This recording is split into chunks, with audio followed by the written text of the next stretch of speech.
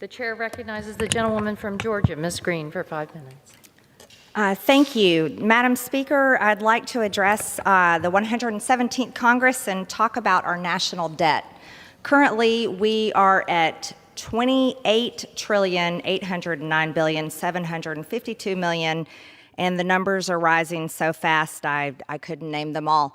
But it's continuing to rise, yet we are considering a budget this week at $4.3 trillion, which would be the most expensive piece of legislation in United States history, which is mind-boggling, especially considering the fact that we also are looking at voting on a $1.2 trillion infrastructure bill that is mostly socialism, giving things away for free and wasting the taxpayers' dollars. Considering the fact that we just abandoned Americans in Afghanistan, armed the Taliban, 13 of our own military were killed in the process. We also just let in tens of thousands of Haitians into our country through the southern border, which is wide open and out of control. And also, given the fact that on Friday, the Democrats, all except one, voted for full-term abortion and called it women's health care, then celebrated on the Capitol steps, which most people in this country find appalling. You see, abortion up until full term for a baby at 9 months pregnancy is evil and something that this Congress should have never considered. But yet, unfortunately, that's the bill that passed the House on Friday. So now that we're looking at $4.3 trillion in new spending, $2.1 trillion in higher taxes, $2.4 trillion in new debt with more interest, $7.5 billion for a civilian climate corps, which is part of the Green New Deal. Government doesn't need to be creating a climate police force. Government needs to be getting out of the way of the American people and their businesses so that they don't have to compete with the federal government to hire people to get back to work. Businesses all over the country are struggling to find people to work in their companies. We need truck drivers, we need nurses, and we need to stop vaccine mandates and silly rules requiring people to wear masks everywhere they go and children to wear masks. You see, if vaccines work, then people that get them should trust them. And if people are still afraid, then they can wear a mask. And if they're still afraid, then they can shelter in place. But the rest of the healthy population in the United States should not be limited and held back. We should be able to go to work, go to school, go into restaurants and stores without being shamed and divided among the American people. COVID-19 has been a terrible thing sent to us through China and actually funded, sadly, through the gain-of-function research through our own federal government at the will of Dr. Fauci. But yet he still has his job while hundreds of thousands of small businesses have failed and they don't have their jobs. You see, this government is failing the American people, and the more votes we take this week are going to continue to fail the American people. And this is why I walked in here this morning to make a motion to adjourn, but then I was told I couldn't make a motion to adjourn because we hadn't said the prayer or the pledge. It's very unfortunate. We should make a motion to adjourn because Congress should stop. Congress is the one ruining the lives of the American people, not helping them like they claim to do. You see, it's our federal government's role to keep our borders strong, safe, and secure. It's our government's role to never abandon Americans in a foreign country ruled by radical Islamic terrorists that would like to kill them just because they're Americans. It's not our federal government's job to pass a bill or consider even making a law, abortion up until full term, and then call it women's health care. This is too much. It's out of control. So simply, I would like to make a motion to adjourn, and I think it's silly that I can't do so as an elected member of Congress representing the 14th District of Georgia simply because we haven't said the pledge or the prayer. As you can see, rules in Congress just don't work because the rules here in Congress are allowing everything to continue to go downhill and hurt the people that pay the taxes and pay for all of this up here anyways. And that, Madam Speaker, I yield back the remainder of my time. Thank you. Pursuant to Clause 12A of Rule 1, the Chair declares the House in recess. For what purpose does the gentlewoman from Georgia seek recognition? Madam Speaker, I ask unanimous consent to address the House for 1 minute and advise and extend my remarks. Without objection, the gentlewoman is recognized for 1 minute. I've introduced articles of impeachment on President Joe Biden. The reason why I've done so is for his disgraceful actions having to do with Afghanistan, abandoning Americans, arming and terrorist nation, the Taliban, which is treason, giving aid and comfort to our enemies. But also, I've also introduced articles of impeachment for the national security crisis created at our southern border, which today is actually being invaded. But heading into this week, perhaps the most evil and disgusting thing that is going to happen in this 117th Congress is the bill that's going to be introduced that makes it a federal law to allow abortion up until the day of birth. This wall says, "In God we trust." And if that is the case, then this Congress will reject this evil bill and protect the innocent unborn. If this nation becomes a nation where we have such a federal law that can kill a baby up until the day of birth, then God will no longer provide protection in His grace over America. Thank you. I yield the remainder of my time. Members, But I just found something that said, you're quoted as saying in talking to Real America's Voice that whereas January 6th was just a riot at the Capitol, and if you think what our Declaration of Independence says, it says to overthrow tyrants. So do you think that the assault on the Capitol was a legitimate exercise of popular insurrection? Oh, Mr. Raskins, I know it's early in the morning, but this is the Rules Committee. This isn't your Trump derangement committee that you call the January 6th committee.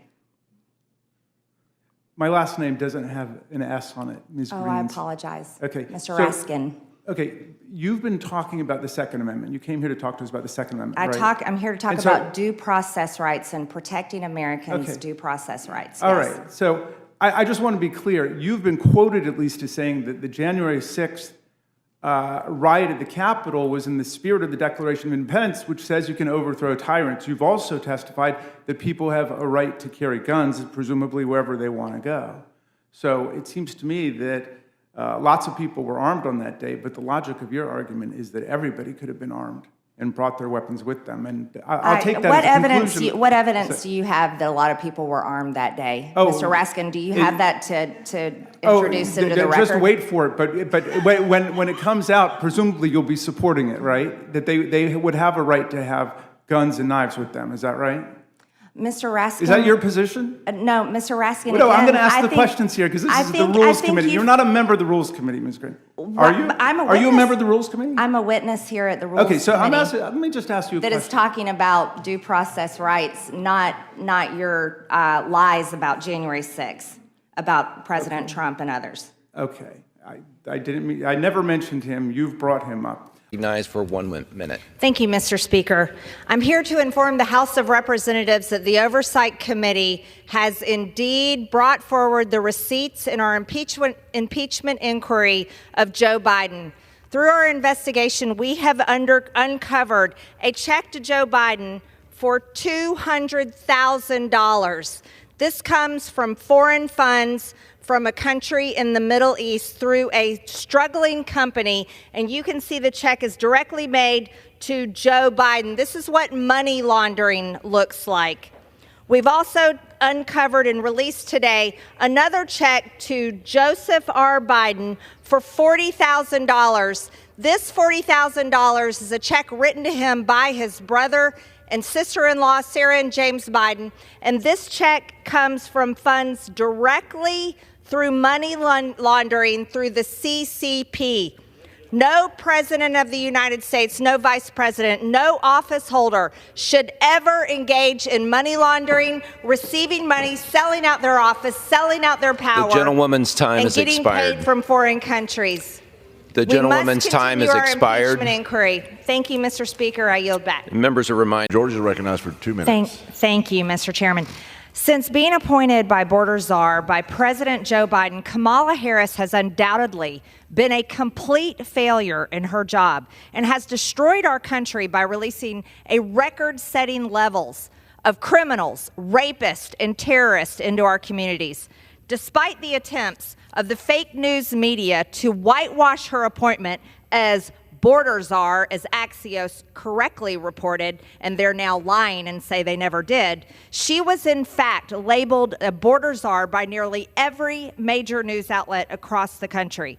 Border czar Kamala Harris said, "Do not come," yet proudly welcomed 11.5 million illegals from over 160 countries, including over 2 million known gotaways who completely evaded U.S. authorities.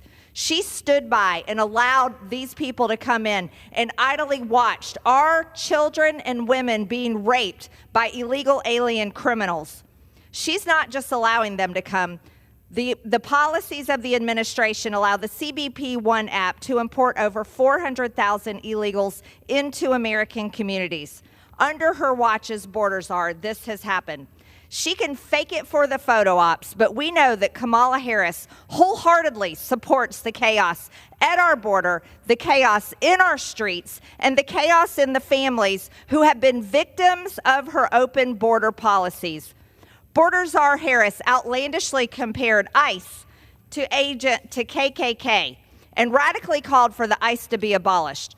She also posted the Minnesota Freedom Fund to bail out violent Black Lives Matter terrorists who burned down cities, looted stores, destroyed communities, and caused over $2 billion in damage to American communities all over America. Kamala Harris is not only the border czar, she is also the czar of chaos. And her policies have destroyed American.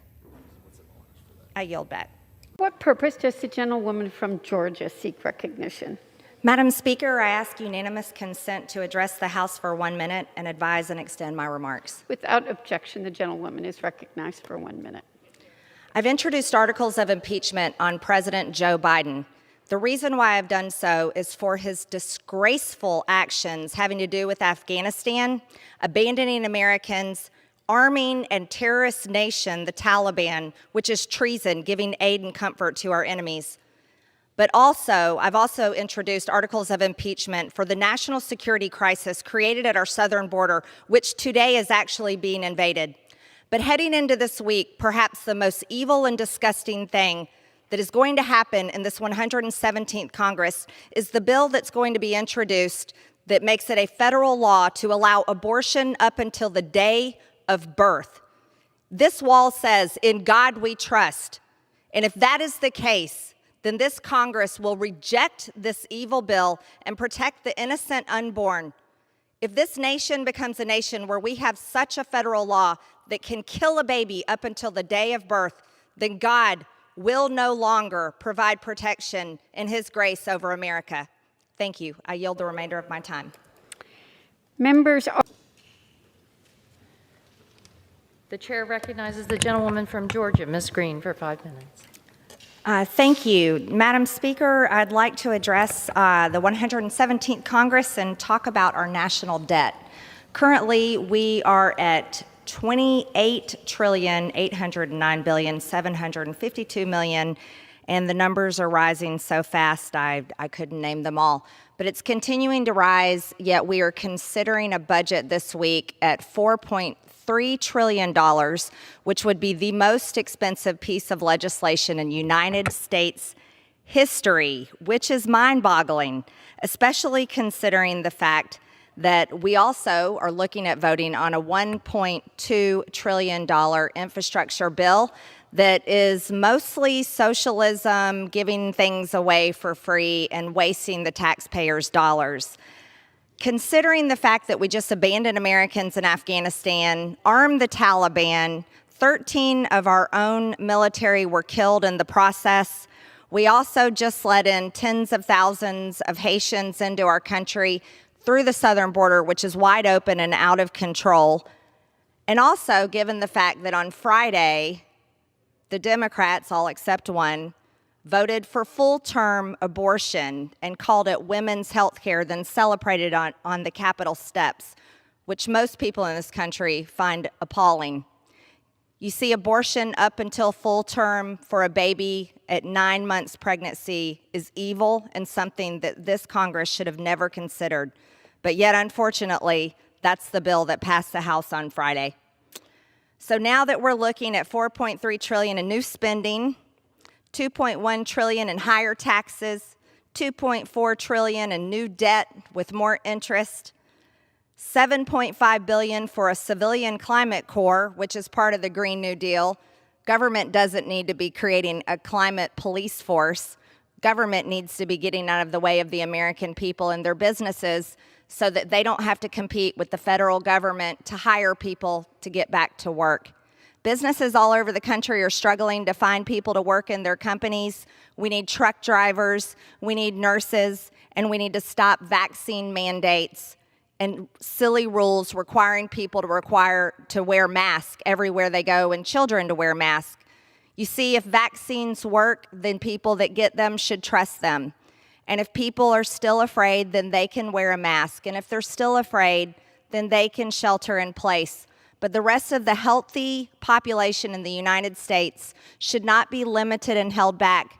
We should be able to go to work, go to school, go into restaurants and stores without being shamed and divided among the American people.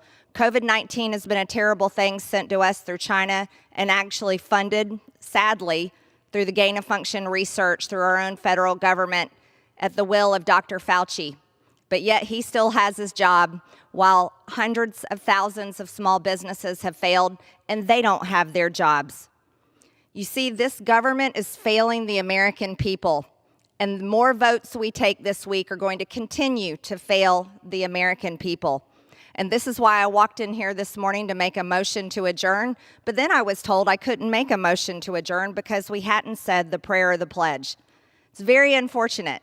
We should make a motion to adjourn because Congress should stop. Congress is the one ruining the lives of the American people, not helping them like they claim to do.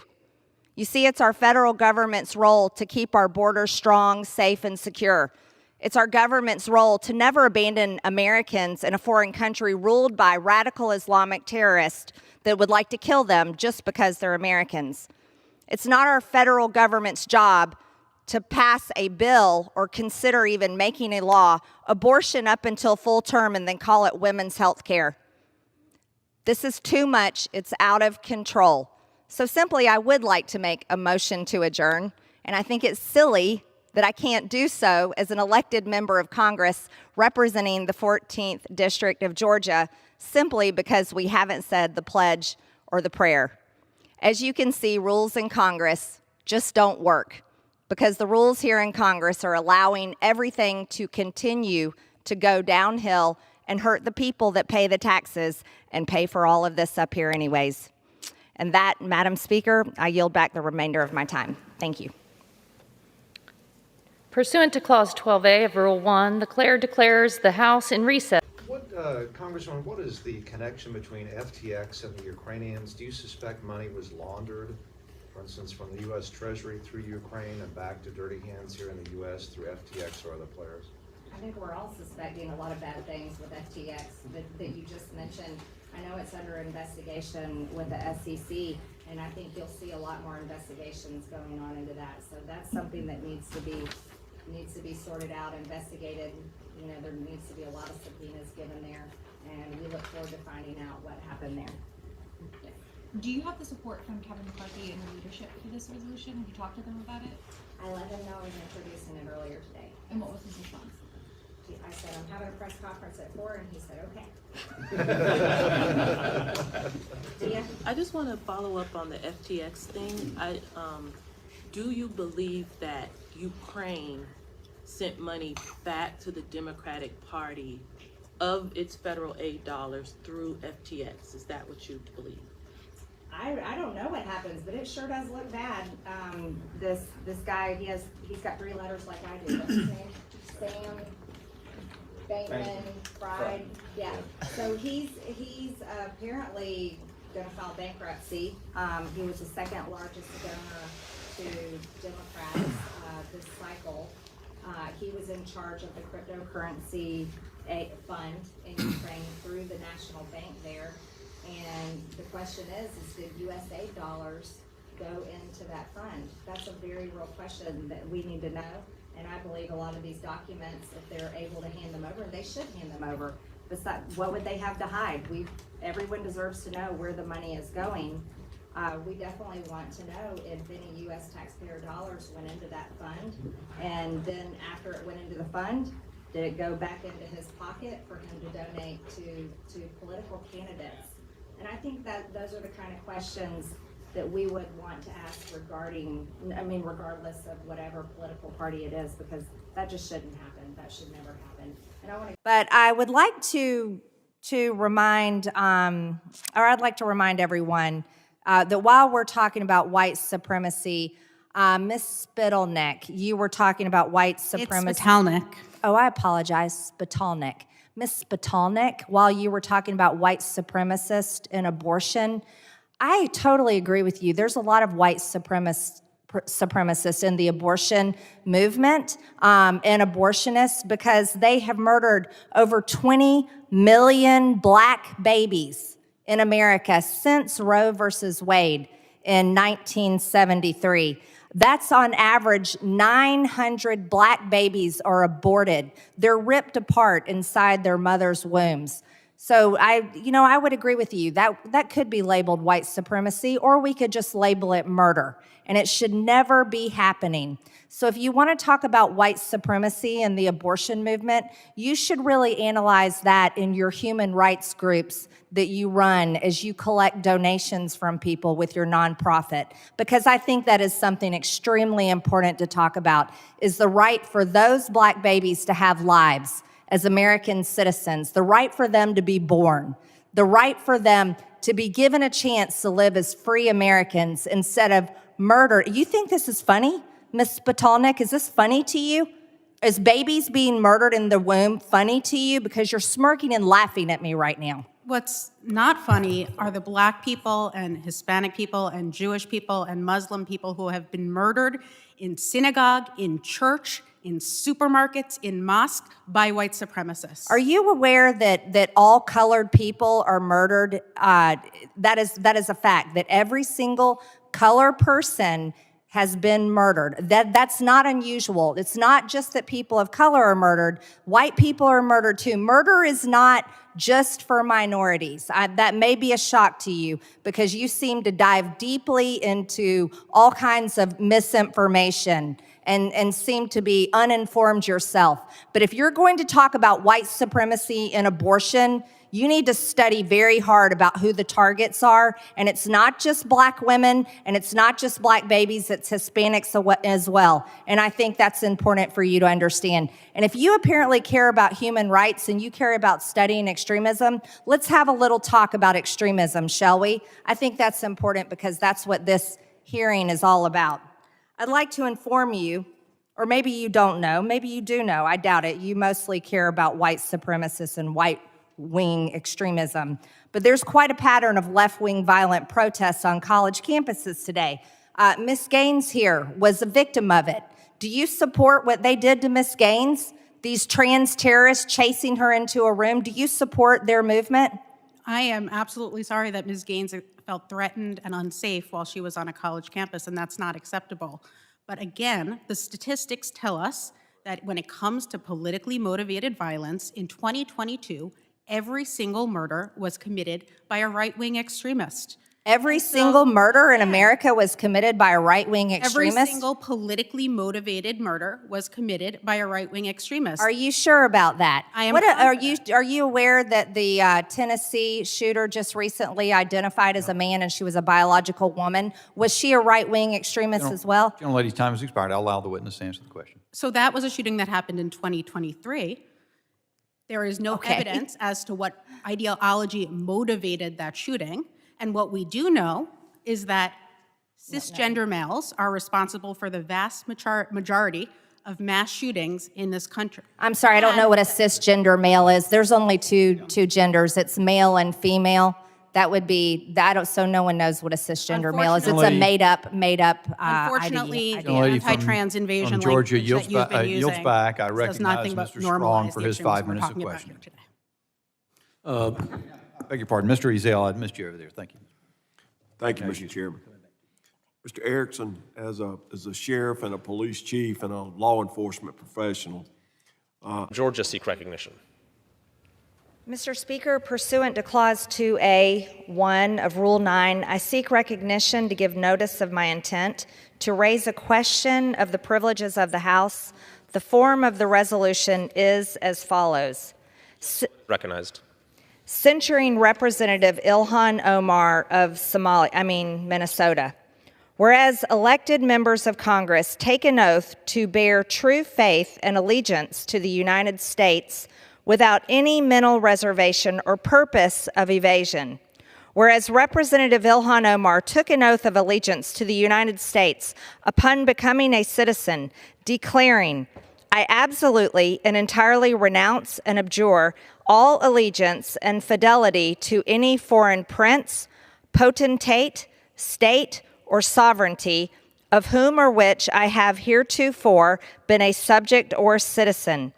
Whereas on January 27, 2024, Representative Omar gave remarks at an event in Minneapolis in which she made treasonous statements.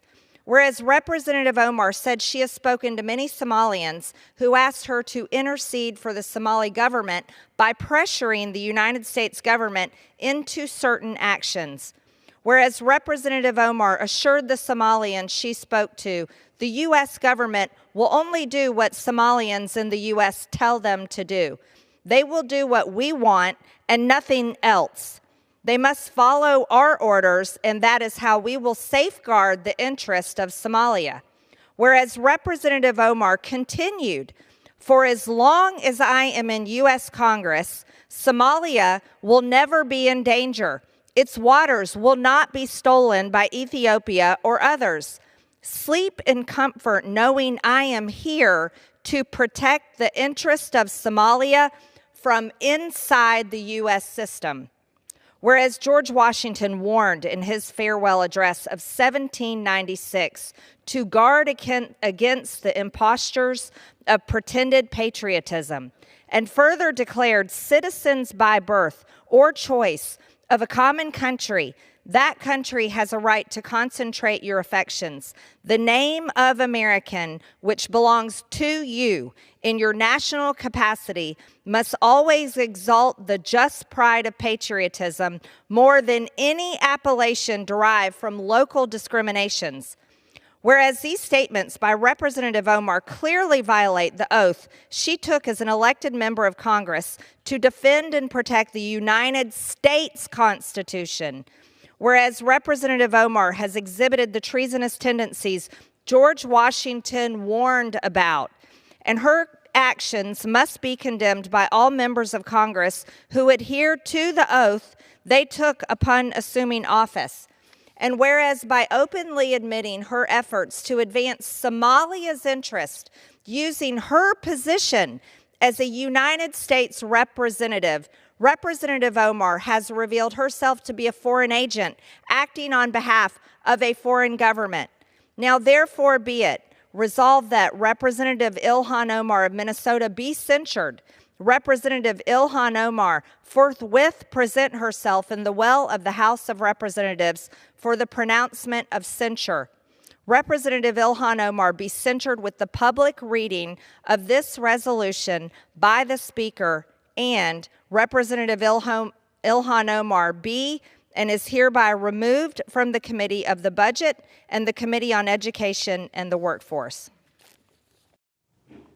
Hey everyone, this is Congresswoman Marjorie Taylor Greene. I want to tell you how corrupt Congress is. Now, you would not believe what happened last night. As a matter of fact, I'm still shocked about it, and the rest of the Republicans, we're all shocked about it. So you've been hearing probably about the omnibus bill that has been going through the Appropriations Committee. This is a $1.5 trillion omnibus bill that none of us got to see anything in the bill text. We had no idea what was in it until this morning when we found out that the Rules Committee, which is a Democrat-controlled committee, and they put out their basically their alert on their website. They did not email any of us. They put it on their website after midnight midnight, as in early this morning, they put it on their website that the Rules Committee would be meeting at 1:30 a.m. 1:30 a.m. And that is where the Rules Committee meets to debate the bill. Now, normally in how Congress should work, but it doesn't work this way since Pelosi has been Speaker, is an appropriations bill is something that every member of Congress can go. We can put amendments in, we can debate on the bill. And then once it goes to Rules Committee, that is where we can go and argue back and try to put amendments and try to make changes. So they met in the middle of the night, in the dark of night. The Democrat-run Rules Committee met at 1:30 in the morning, and by 2:30 a.m., early this morning, they had passed the $1.5 trillion omnibus bill, and they released the bill text. So for all of us here in Washington, when we woke up earlier this morning, we found out that it was too late to go in and try to put amendments in, try to argue back, try to get things removed from this horrendous, absolutely horrendous $1.5 trillion spending bill that's supposed to keep the government, the lights on. But no, we weren't able to do that because the Democrats snuck it through, literally snuck it through from 1:30 in the morning till 2:30 in the morning. They did not tell us ahead of time. No one had any idea until they put it on their website after midnight. After midnight, they posted it. So none of us knew. How were we supposed to know? This is not how Congress is supposed to work. It's completely broken. So when you look at our government and you are shocked and cannot believe that the things that happen here in Washington, D.C., I am telling you, this is how corrupt it is. It is so corrupt. It is shocking. I mean, I've been here since January of 2021, and I have been continuously, my mind has been blown at how bad it is here in Washington and how corrupt and how things just are done the wrong way. But the fact that last night the Rules Committee met after midnight and they told no one, and they snuck in there in the dark of night, meeting from 1:30 to 2:30 a.m. to pass the omnibus bill, that just means that they wanted to sneak it through and they didn't want anyone to stop them. So now we have no way of changing the bill, no way of adding amendments, no way of doing anything. We're just forced to vote on it today. We are supposed to vote on this $1.5 trillion omnibus bill today, and no one has read it. No one has read the bill. 2,741 pages. Yes, that's right. 2,741 pages of 1.5 trillion in spending. Please share this video so that everyone knows how corrupt and how horrible Congress is being run by Speaker Nancy Pelosi and the Democrats. It's never been done this way in history. This is so broken. It is so wrong. Please share this video and let people know that the Democrats met in the dark of night in the Rules Committee from 1:30 to 2:30 a.m. to sneak by the $1.5 trillion omnibus bill with 2,741 pages, and we're supposed to vote today, and we haven't even been able to read it. We're barely able to read it. So this is completely wrong. Please tell everyone this is exactly what they're doing. Other votes we have today is the oil ban for Russia. We have a temporary spending bill that keeps the government's lights on till Tuesday. I don't think the government deserves to keep its lights on. I think the government should be shut down, especially when they're sneaking bills through in the middle of the night. This is completely wrong. Nancy Pelosi should be completely unseated as Speaker of the House. Who can honestly tolerate this type of treatment? And she works for the American people and the American tax dollars. So I'm completely disgusted and appalled, and I wanted you to know, I want everyone to know this is the thing. These are the things that happen here, and I'm upset, I'm angry, and I'm angry on behalf of all of you, and I hope you're angry too, because this place is broken. I mean, they're literally sneaking through massive spending bills with awful things in them in the middle of the night. Okay, please hit share and let everyone know exactly what they're doing. Thanks so much, you guys. The pleasure of meeting with and getting to know the Vargas family, or at least maybe the aunt and uncle, I think is what you said. And what I would tell you is that it is a truly wonderful family. They embody all that is right and good about the American dream, about opportunity. These are American citizens who happen to have, Hispanic family members, and which so ironic because, those of us who really try to take and honor the idea of judging people by the content of their character and not their skin color or race or creed, I find it ironic that my colleagues on the other side of the aisle seem to only view the purpose of the legislative body to view human beings by the color of their skin and to make all of our policies based on segmenting us out. To quote the Supreme Court and John Roberts in a seminal Supreme Court case, that divvying us up by race is a sordid business. And my colleagues on the other side of the aisle often use words like voter suppression when we talk about believing we should have voter identification, believing we should have rules in place about how we run our election systems, heaven forbid. And would the gentlelady agree that too often those words, like voter suppression, are code words, buzzwords, for the allegation that those of us who believe a secure border is better for immigrants and American citizens, believe that voter ID and systems that make sure American citizens are the ones voting, that we are labeled bigots, and that words like voter suppression are code word and buzzwords, dog whistles, that we are bigots, and that the agenda of my colleagues on the other side of the aisle is often directed in that to label us such. Would the gentlelady agree with that? I definitely agree with the good gentleman from Texas. You see, it's unfortunate that our colleagues on the other side of the aisle use race as a tool to push their agenda. We're here in this country, every single one of us are equal. God created us equal, and thank God we have a Constitution that affirms it. And if we are to do anything, we should look as Americans as one, because we're the citizens of this nation, and all of our policies and laws should serve our American people, not divided up by identity or politics or any other category. And it's shameful that we've come to a place after we had come so far and achieved so much. And so, yes, I do agree with you, and it needs to be done away with.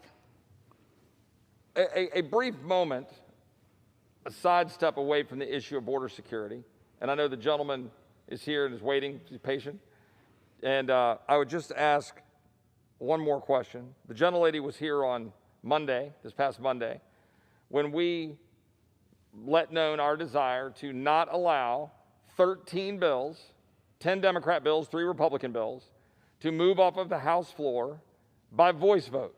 That is, without a roll call vote.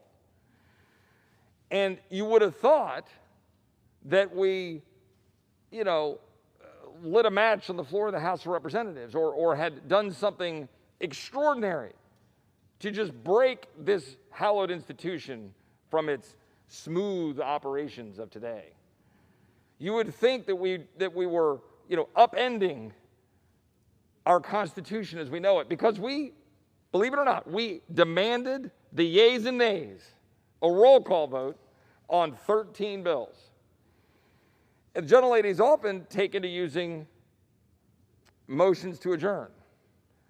And I believe I've heard she's done so, and the gentlelady has stipulated she's done so to force another hour of consideration when we have a bill like the $1.9 trillion monstrosity that reshapes the American economy, reshapes the American healthcare system, funds money for people in prison, upends our entire fiscal stability. I could go on and on. Is the gentlelady an agreement with me that what we're trying to do is to simply notice our colleagues that perhaps the People's House should debate, vote, amend, be present, not vote by proxy from your home districts.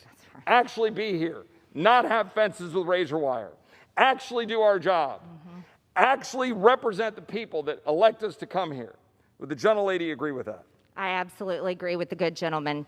This is a place where we're sent to do a job for the people of our district. We should be able to vote on record and not have to hide behind a voice vote.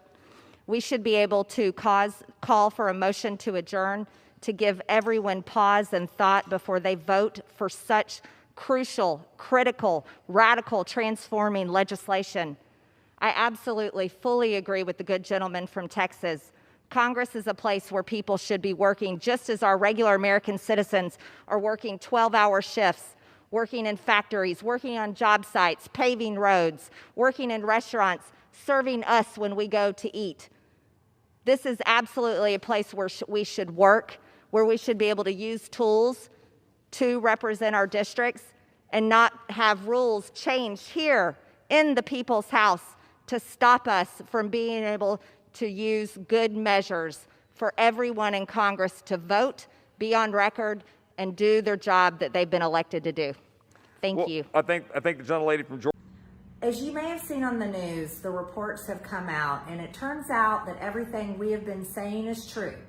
Today, FBI Director Christopher Wray brought the FD 1023 form that he first didn't want to admit existed, but he brought it today here over to Congress, to our Oversight Committee, and showed the 1023 form to James Comer and to Congressman Raskin. And there were attorneys in the room. Here's what everyone needs to understand. Here's the story. There's two people you need to know about. There's a whistleblower and there is an informant. Now, years ago, an informant brought forward the information, and that's his job. An informant brings information to our government because it's critical to the national security of the United States.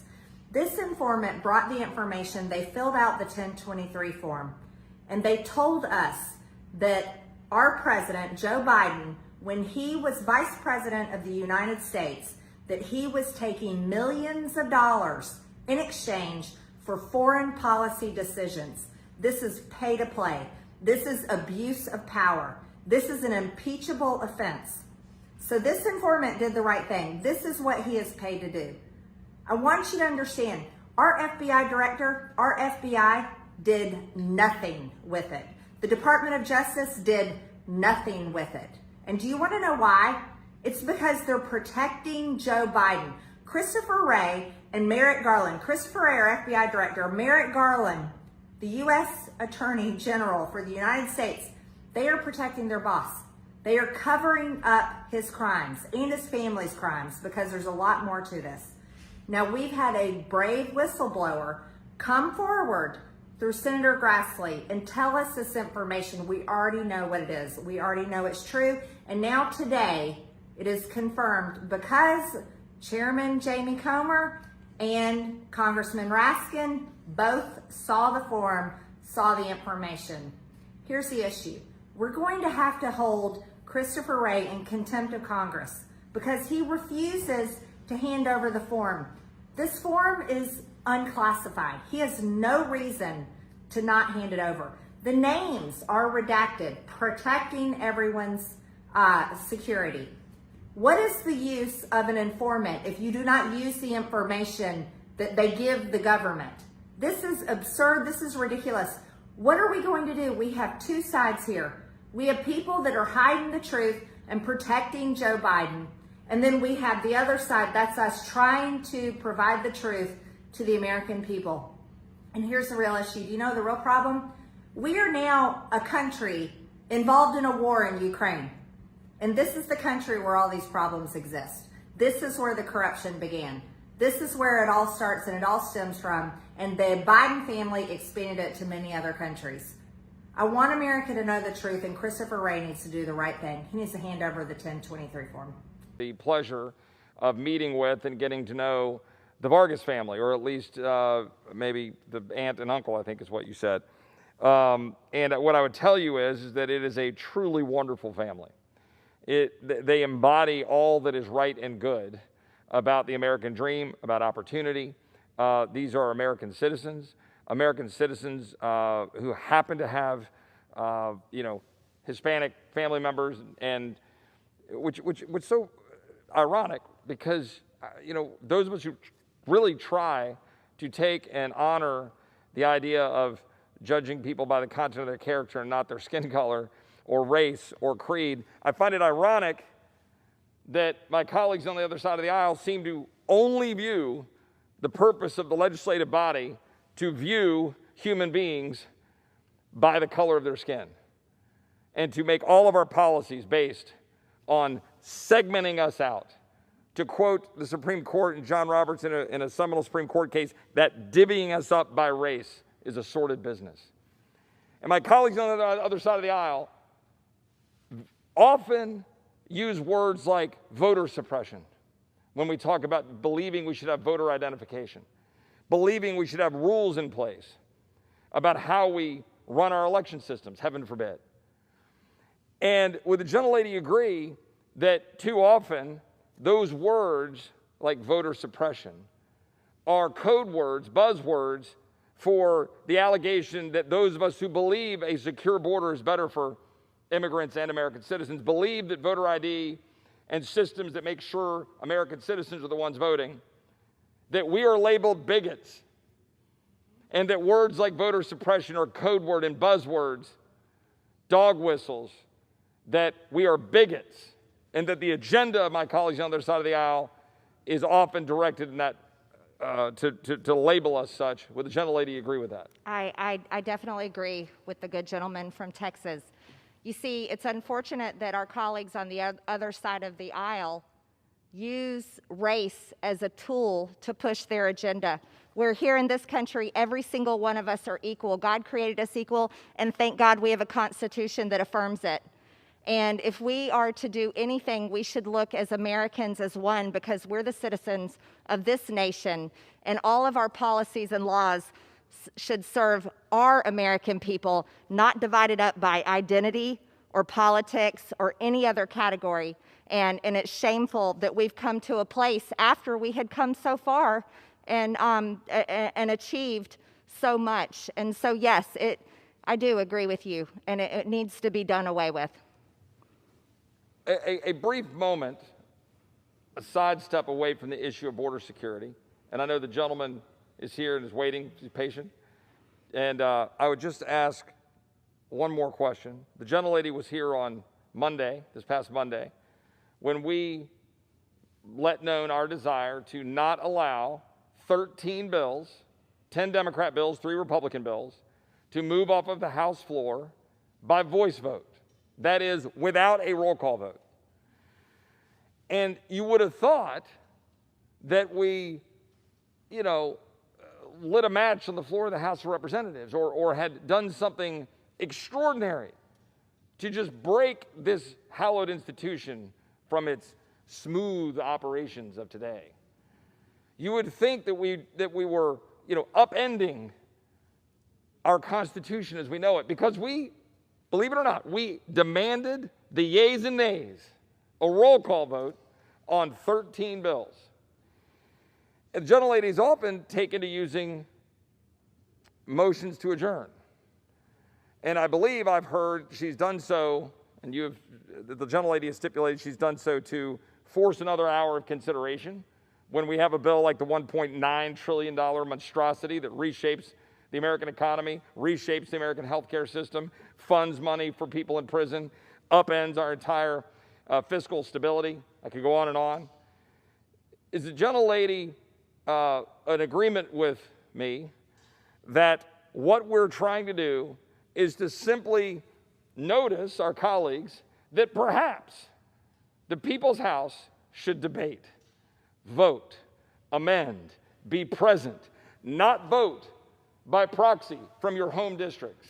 Right. Actually be here, not have fences with razor wire, actually do our job, actually represent the people that elect us to come here. Would the gentlelady agree with that? I absolutely agree with the good gentleman.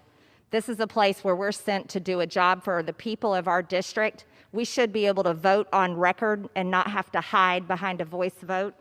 We should be able to call for a motion to adjourn to give everyone pause and thought before they vote for such crucial, critical, radical, transforming legislation. I absolutely, fully agree with the good gentleman from Texas. Congress is a place where people should be working just as our regular American citizens are working 12-hour shifts working in factories, working on job sites, paving roads, working in restaurants, serving us when we go to eat.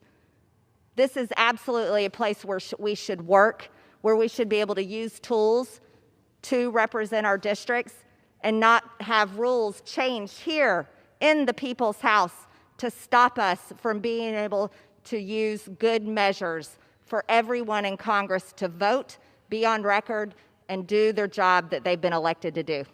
Thank you. I think the gentlelady from Georgia. You're getting kids shot in school. Children. You're helping kids get shot in school. No, I'm not. Record me. I don't give a fuck. No, You're helping. You're a coward is what you How are. am I a coward? You're the one running away. You're the one running away. No, gun rights protect people. That stops people from... Oh yeah, what does gun rights do for all the kids who keep getting shots in school? How am I a coward? Representative Greene, please. Am I scared of guns? You're scared of legal gun owners that want to protect their kids in school. Shame on you. How? Shame on me? Yeah, go move to another country where they take away your guns.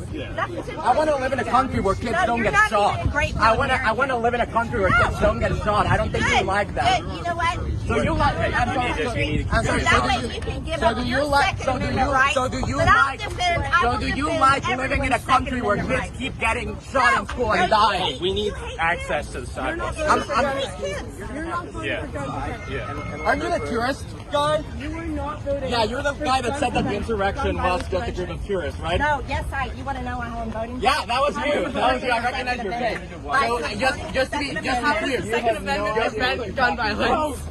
The Second Amendment, how does the Second Amendment prevent gun violence? You're the one that believes that the insurrection Step out of the was way, a please. tourist. You're blocking a member of Congress. Excuse me, ma'am. You're blocking a member of Congress. You Citizen need talking to stay to away. members of Congress. You can't block members of Congress. You're talking. You literally cannot do that. That's against How am I the we're literally unpaid. I have a question. I was in Boulder during the Colorado shooting at the supermarket where 10 people were murdered down the street. You know what? I support people to protect themselves with their guns, okay? What did you say to the children that keep getting shot? Murder is illegal. Murder is illegal. No, you know what? Shouldn't Americans have the right to go to the grocery store Americans without should have the having right the to fear protect to be themselves. murdered? Americans should have the right to Yes, sir. protect Yes, sir. themselves. Gun-free zones is where people die. Gun-free zones People is died what in the causes grocery people store. to die. Down my- Yeah, It was it's a a gun-free Yeah. zone. Gun-free zone. Look Was it up. the Gun-free Texas zones grocery kill people. was the Gun-free Texas zones grocery kill store people. gun-free zone? It Gun-free was not. zones kill It was people. not an innocent open carry state. Like I said, you guys should move to some country where you can't have guns. Okay, so There's plenty you're of telling them. me to move Yeah. out of the country. That is your The official whole world position as is a an member of Congress. all-you-can-eat buffet You're- of governments. Okay, Move so to one that fits your beliefs. I just want to be clear. But right Your here in official America, position- we're going to defend Your our official Second Amendment position as rights. a member of Congress is that I should move out of the country. No, you have a free choice. Go somewhere else. We have the Second Amendment here. So your We official love it. position You as know a what? member We of will always Congress protect our is that Second I should Amendment. move out because I don't want kids getting shot in school. I'm going to protect our Second Amendment. It's great. Again, I'm not You interested want to in know why? talking to you Because I'll you always think- defend you think myself. the insurrection I'll was defend a my tourist. children. I'll defend my home, especially from people like you. Wait, say it again. Good, we want everybody to know that. So, here's the deal. That's when I started paying attention, when Nancy Pelosi took the gavel.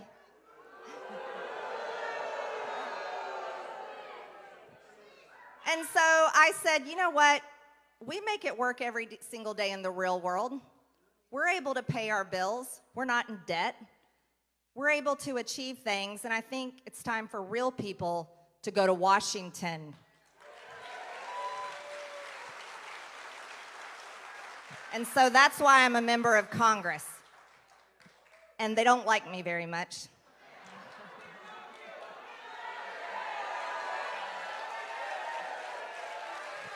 Thank you. And I love you because you are the people I understand. You see, I got to Washington, and I wasn't there very long. It was literally the second day when we had to vote on the rules in Congress. And let me tell you what they decided to do. Nancy Pelosi and the Democrats decided that they were going to erase gender in the rules for the 117th Congress. Yeah, imagine that. You can't say he, she, him, her, mother, father, daughter, son, brother, sister. I'm sitting there going, wait, have these people lost their minds? Oh, let me tell you, I found out a lot more how crazy they are. And they call me crazy, which is really funny. So we voted on that, and well, I voted against it, and so did a lot of other people, but the Democrats said, yeah, we don't believe in gender. We aren't going to say these pronouns and so forth. And then the days went on. Well, let me tell you, the bills that they introduce are atrocious. And I want to inform you all about something that I was shocked by. You wouldn't believe how many bills, as a matter of fact, most of them get passed by people saying their vote. We have 435 members of Congress. But yet, here's what they do.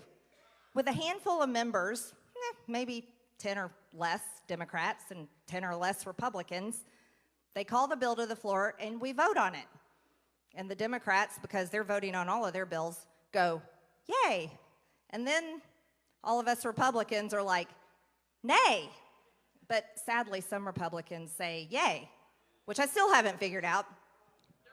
And then it passes. Well, I want to tell you, the first time I saw a bill pass like that, I think it was audible when my chin hit the floor. You see, I believe that all members of Congress should actually vote. What do you guys think? Isn't that a novel idea?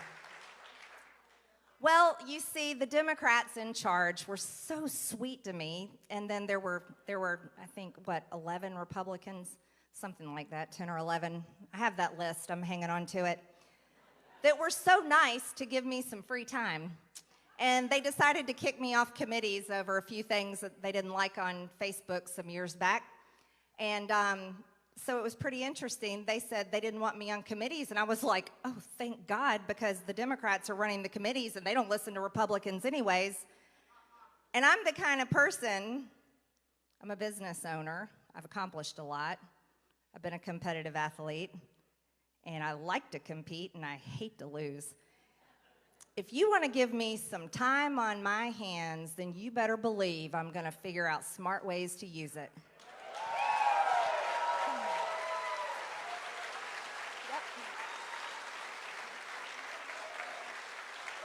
So, I got with some people, some smart people, and I learned a little bit about floor procedure and floor action and how all this stuff works there in the chamber.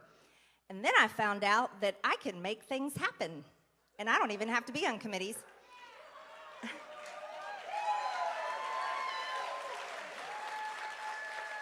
And I found out I can force every member of Congress to vote on bills that are brought to the floor. Because you want to know, right? And I don't think this is a Republican issue or a Democrat issue. This is an American people issue. Everyone deserves to know how their member of Congress votes. So I started calling, Madam Speaker, I'd like the yays and nays.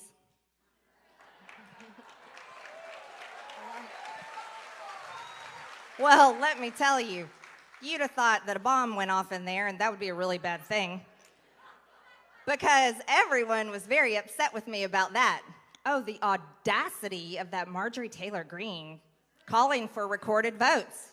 How dare she put us on record? Yeah. Let me tell you all the things that were very offensive. Number one, guess what they had to do? When you call for a recorded vote, that means everybody's got to stop what they're doing, and they have to walk down to the chamber with the voting card, put it in there, and you vote. Well, does that sound so difficult to do? No. Oh, you'd have thought that it was the hardest thing ever. We were making these people work. Oh, the complaining. Well, the Democrats were very upset because it was messing up the schedule, because they're trying to ram through all the socialist bills they possibly can. You know, like the Equality Act that puts biological men in our bathrooms and in our girls' sports. How do you guys feel about that? All right, I'll come back to that. I have a good story for y'all. Okay, and they had a bunch of other bills, you know, like allowing felons to vote from prison. Do you think that's a good idea? Murder people and then you get to vote? I don't think so. Cori Bush likes that one, by the way. That was her bill. So here's what we did. So I started calling for these recorded votes, and Democrats were, really upset because it was messing up the schedule and it was taking a lot of time, and everybody had to stop what they're doing. They had to stop their lunches and stop their fundraising calls and get up from their nap and all kinds of things and come down and vote. Well, it wasn't just the Democrats that were upset with me. It was the Republicans also. Yeah. Well, guess what? As a matter of fact, I got chewed out quite a few times, and it wasn't by Democrats because they don't talk to me. It was by Republicans. Yeah. Do you want to know what they said? Oh, yeah. Marjorie, you don't want to do this, Marjorie. I said, why? Why not? Well, you're going to put people on record.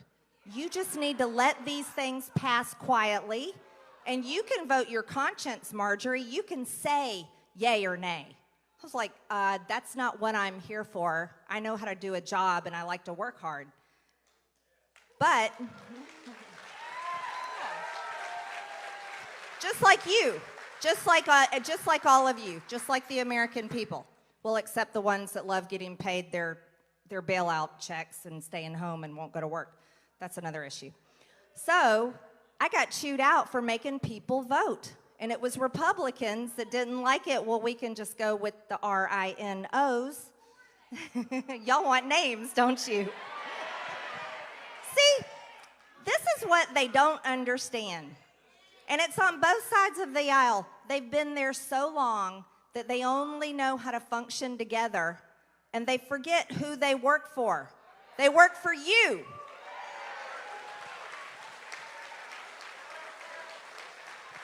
Well, let me tell you, once we started putting them on record and calling for recorded votes, and I started getting help from my friends in the House Freedom Caucus, by the way, and I started getting help from people like Matt Gaetz, and we started calling for recorded votes. Well, that changed things, and here's how it changed. For instance, there was one week, there were 28 bills that were set to go out there, and I said, put it on Twitter, because evidently Twitter is where you tell everybody everything, unless you get kicked off, right? I said, I'll be calling for the yays and nays. And then all of a sudden, magically, boy, that list got dropped down. There was only 5 bills that came through that week.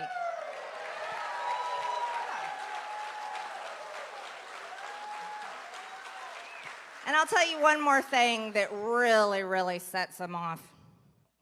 It's when I ask for a motion to adjourn. Oh.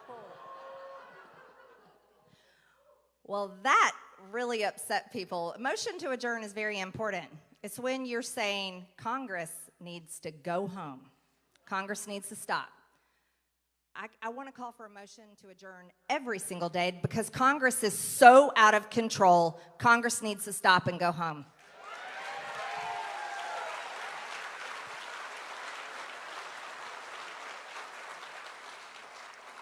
Gentlewoman from Minnesota is recognized for a minute and a half.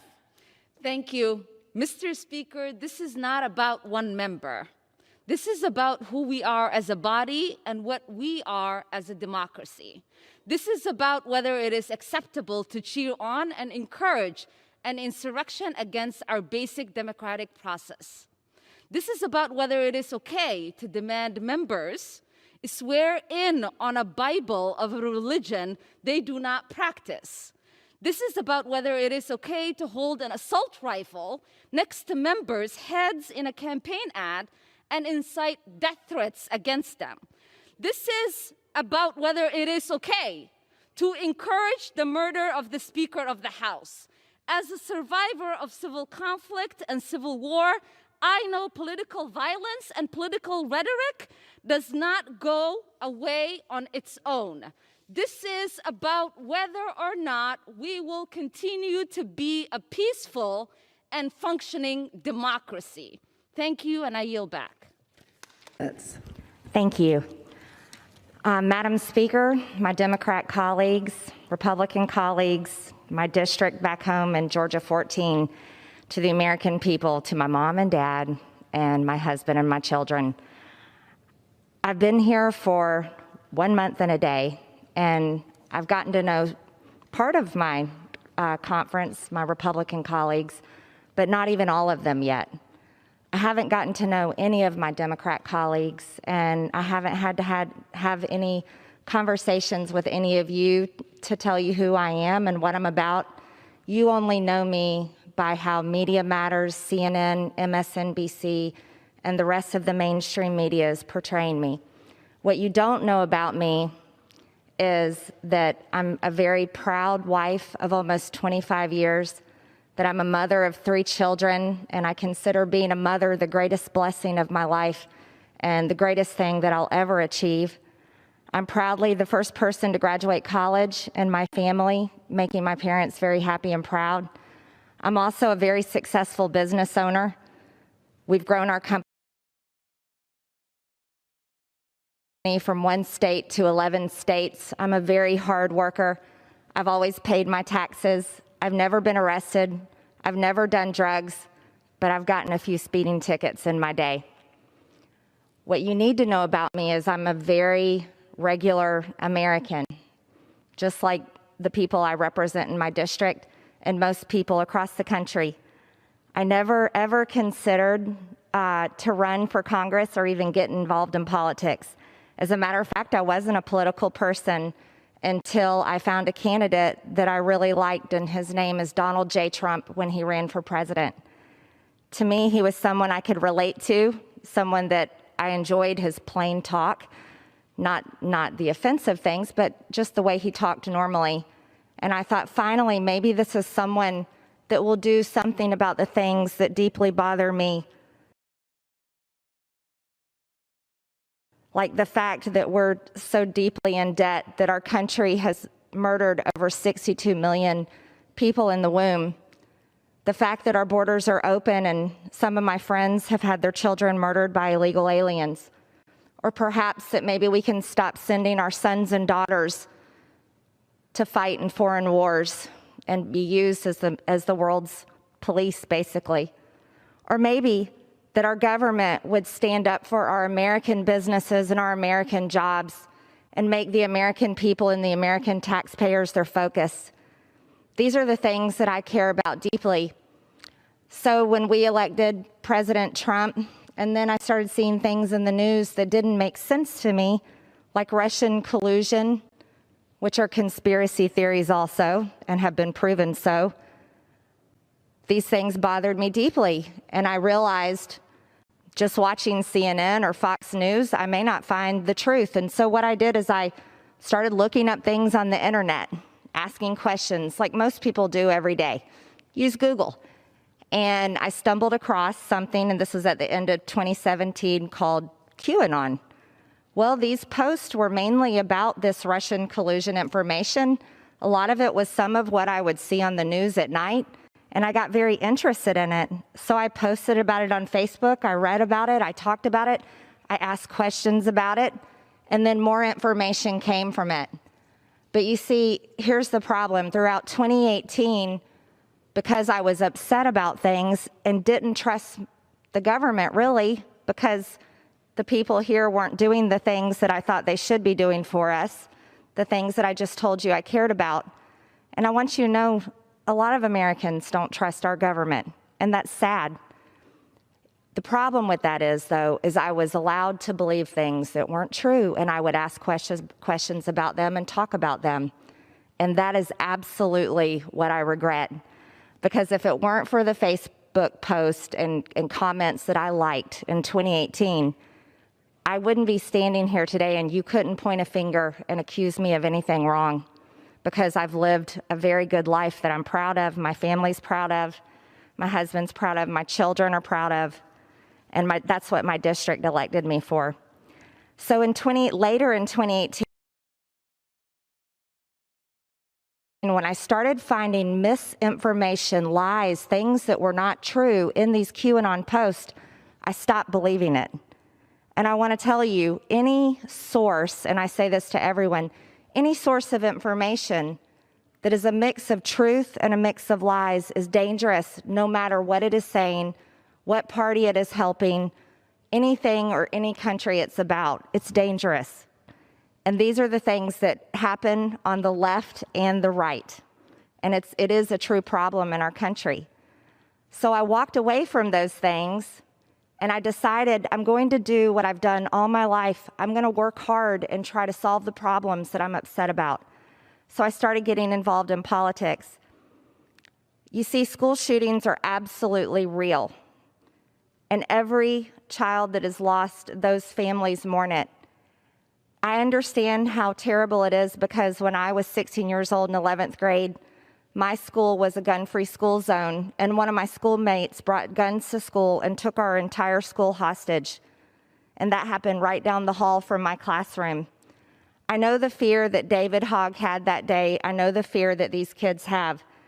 And this is why, and I say this sincerely with all my heart, because I love our kids, every single one of your children, all of our children. I truly believe that children at school should never be left unprotected. I believe they should be just as protected as we were with 30,000 National Guardsmen. Our children are our future, and they're our most precious resource. I also want to tell you 9/11 absolutely happened. I remember that day crying all day long watching it on the news. And it's a tragedy for anyone to say it didn't happen. And so that I definitely want to tell you, I do not believe that it's fake. I also want to tell you that we've got to do better. You see, big media companies can take teeny tiny pieces of words that I've said, that you have said, any of us, and can portray us into someone that we're not. And that is wrong.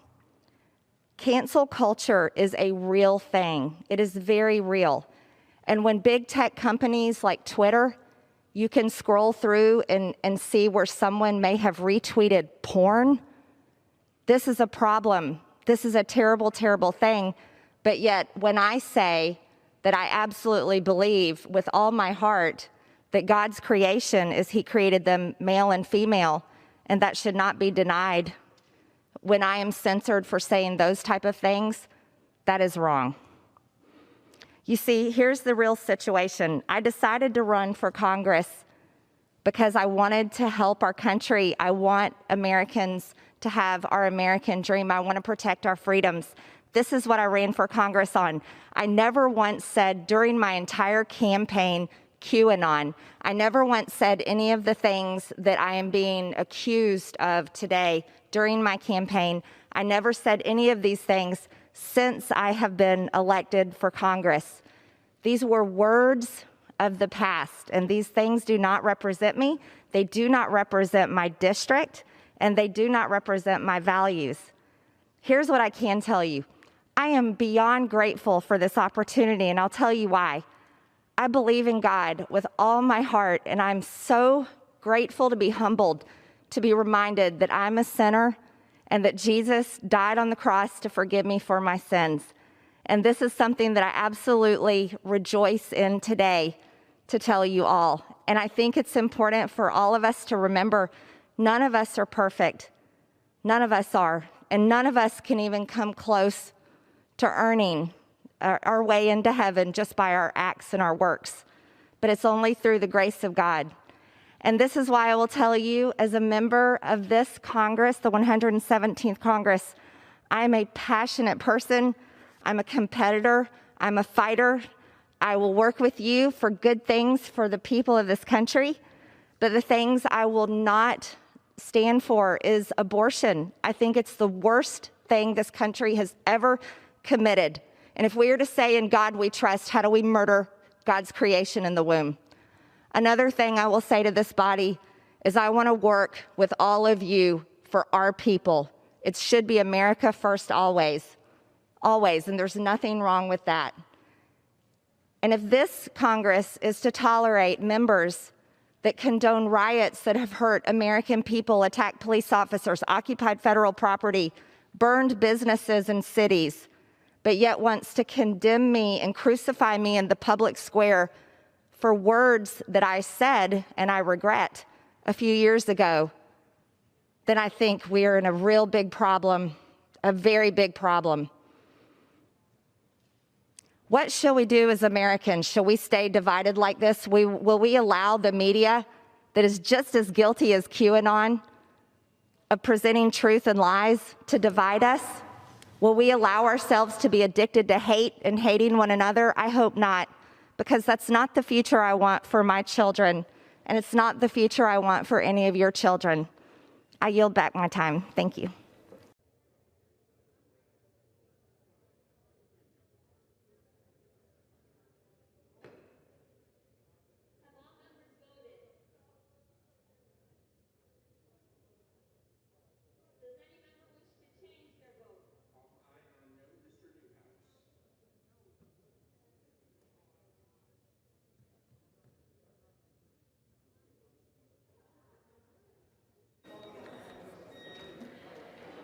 On this vote, the yeas are 230 and the nays are 199. The resolution is adopted. Without objection, the motion to reconsider is laid on the table.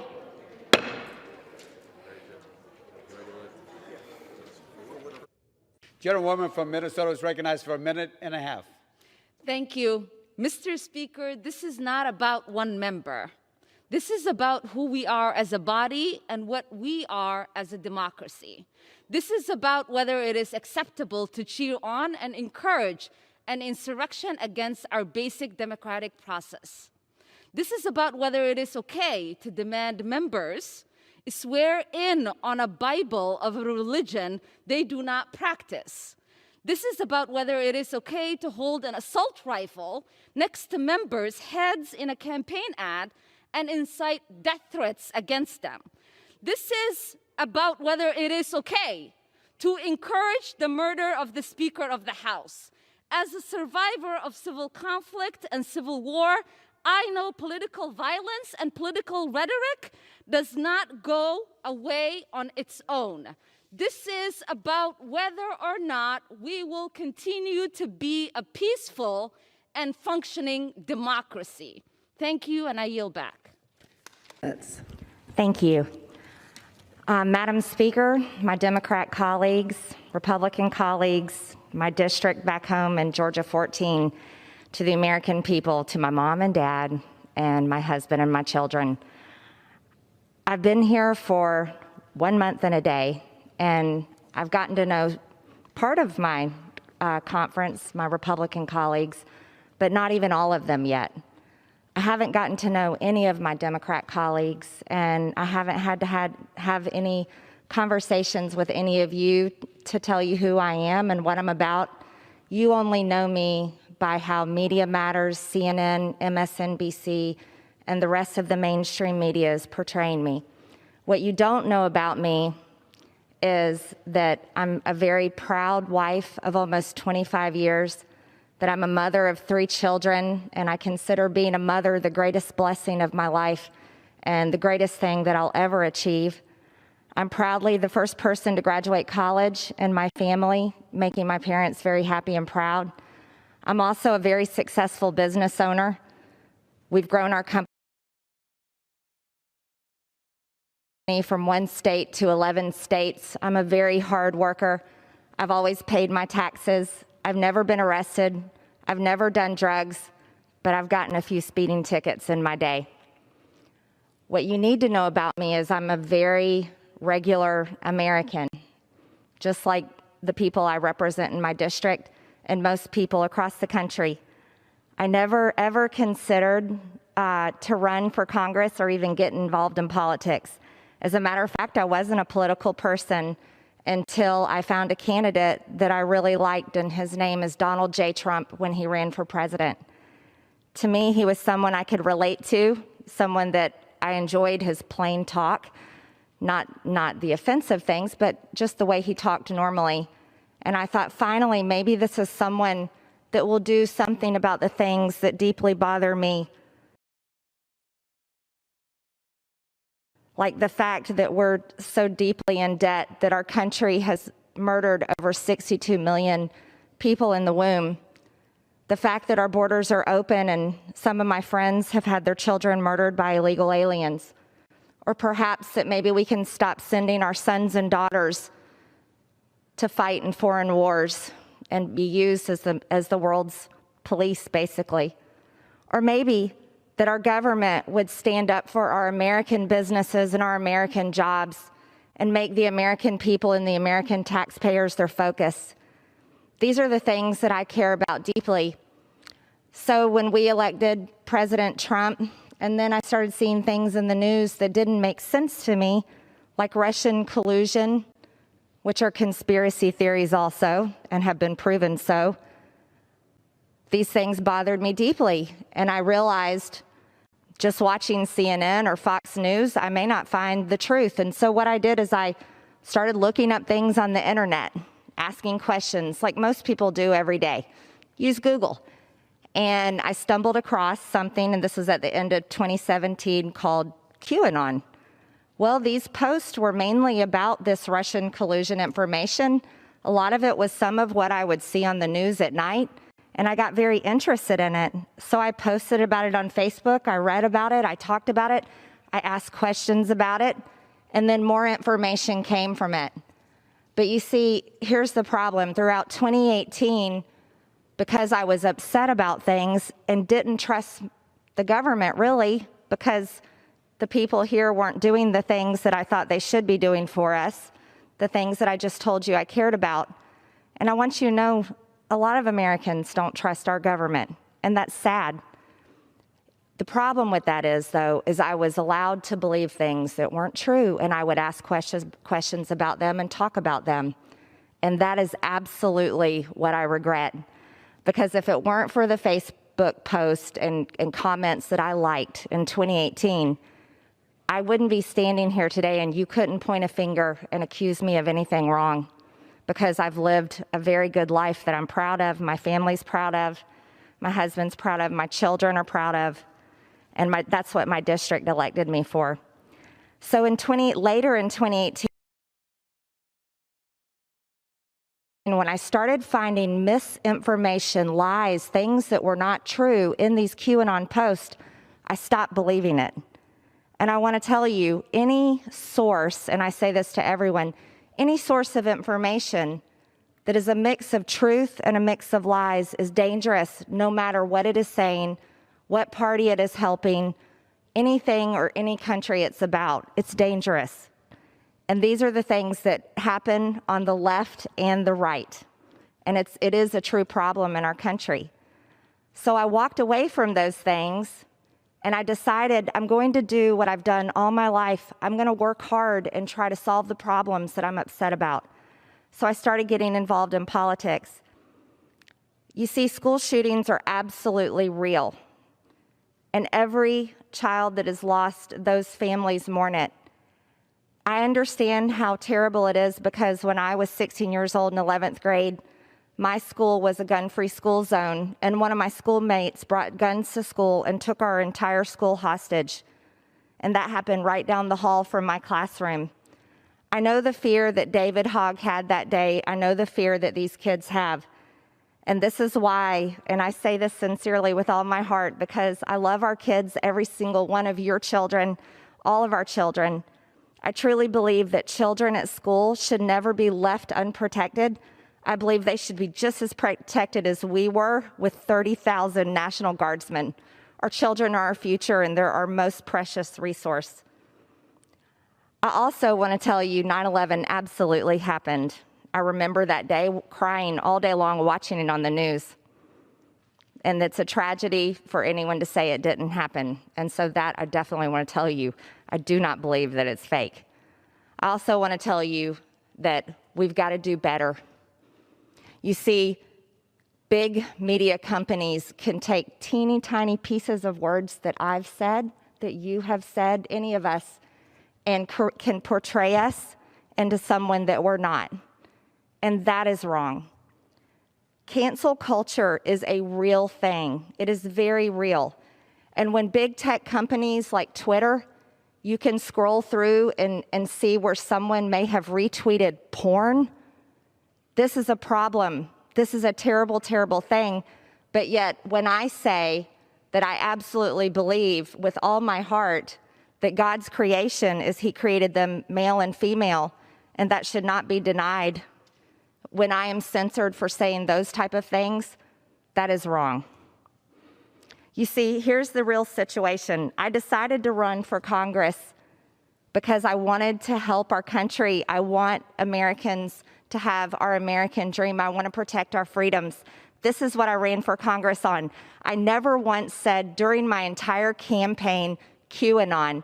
I never once said any of the things that I am being accused of today during my campaign. I never said any of these things since I have been elected for Congress. These were words of the past, and these things do not represent me. They do not represent my district, and they do not represent my values. Here's what I can tell you. I am beyond grateful for this opportunity, and I'll tell you why. I believe in God with all my heart, and I'm so grateful to be humbled, to be reminded that I'm a sinner and that Jesus died on the cross to forgive me for my sins. And this is something that I absolutely rejoice in today to tell you all. And I think it's important for all of us to remember none of us are perfect. None of us are. And none of us can even come close to earning our way into heaven just by our acts and our works. But it's only through the grace of God. And this is why I will tell you, as a member of this Congress, the 117th Congress, I am a passionate person. I'm a competitor. I'm a fighter. I will work with you for good things for the people of this country. But the things I will not stand for is abortion. I think it's the worst thing this country has ever committed. And if we are to say in God we trust, how do we murder God's creation in the womb? Another thing I will say to this body is I want to work with all of you for our people.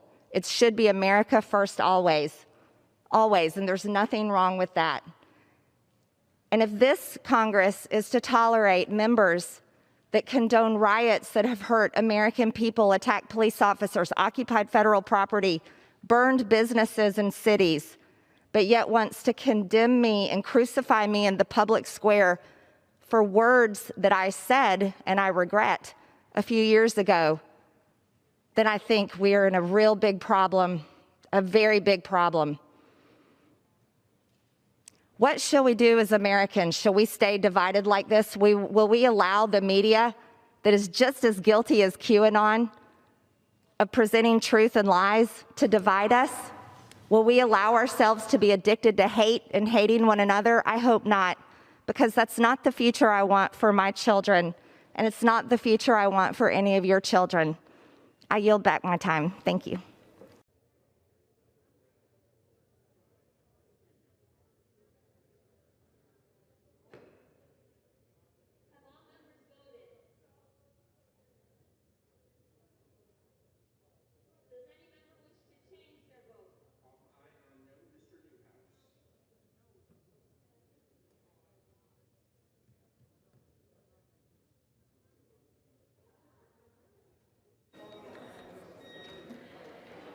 On this vote, the yeas are 230 and the nays are 199.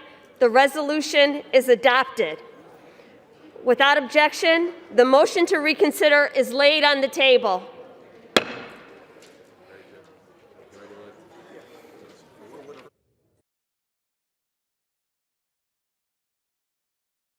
Chair now recognizes Ms. Greene from Georgia.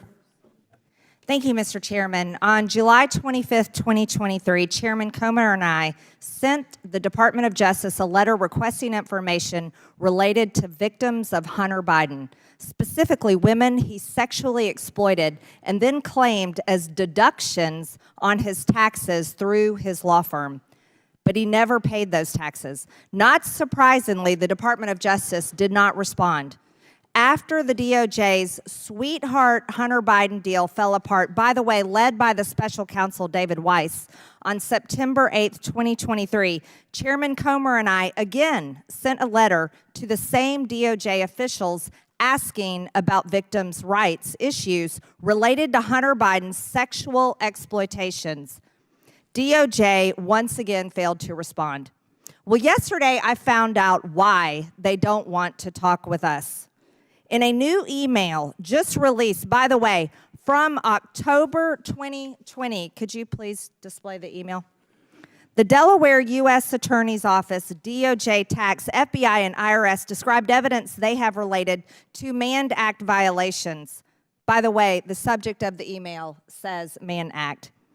First, the title, Mann Act. Then, it's clear there are charges on the table while the Department of Justice is in hiding from meeting with me. The Department of Justice and IRS email and David Weiss's Delaware U.S. Attorney's Office, the email states there are communications with trafficker number 1 and trafficker number 2, and that Hunter Biden had escorts who traveled across state lines. These women are victims, and the Department of Justice is refusing to protect their rights. Not only that, David Weiss, the now special counsel in charge of supposedly investigating Hunter Biden, has been clearly covering up Hunter Biden's crimes since before the 2020 election, which is undoubtedly election interference. David Weiss is complicit and must be removed from the special counsel. We also have more information we subpoenaed. Let me give you an even better example based on an interview with one of Hunter Biden's victims with law enforcement. It says here that the victim, Hunter Biden's victim, stated that Biden told her that his father was the vice president and asked to Google search his name. Hunter Biden's victim stated she told Biden she was not interested in Google searching his name and just wanted to be paid. Hunter Biden's victim stated that Biden then showed her a picture of his father with President Barack Obama. Don't forget, his father was vice president then. Hunter Biden's victim stated after she was shown the aforementioned picture, who was the vice president of the United States with the president of the United States, Barack Obama, she became afraid. After Hunter Biden's victim left the location, she arrived back at her apartment and told her friend, who she was just with, Hunter Biden's victim stated that her friend told her, "You have no idea who you're dealing with." These women were terrified, terrified. He used his father, Hunter Biden used his father, the vice president of the United States, to threaten his victim, who he had just trafficked for sex. And the Department of Justice refuses to speak to me?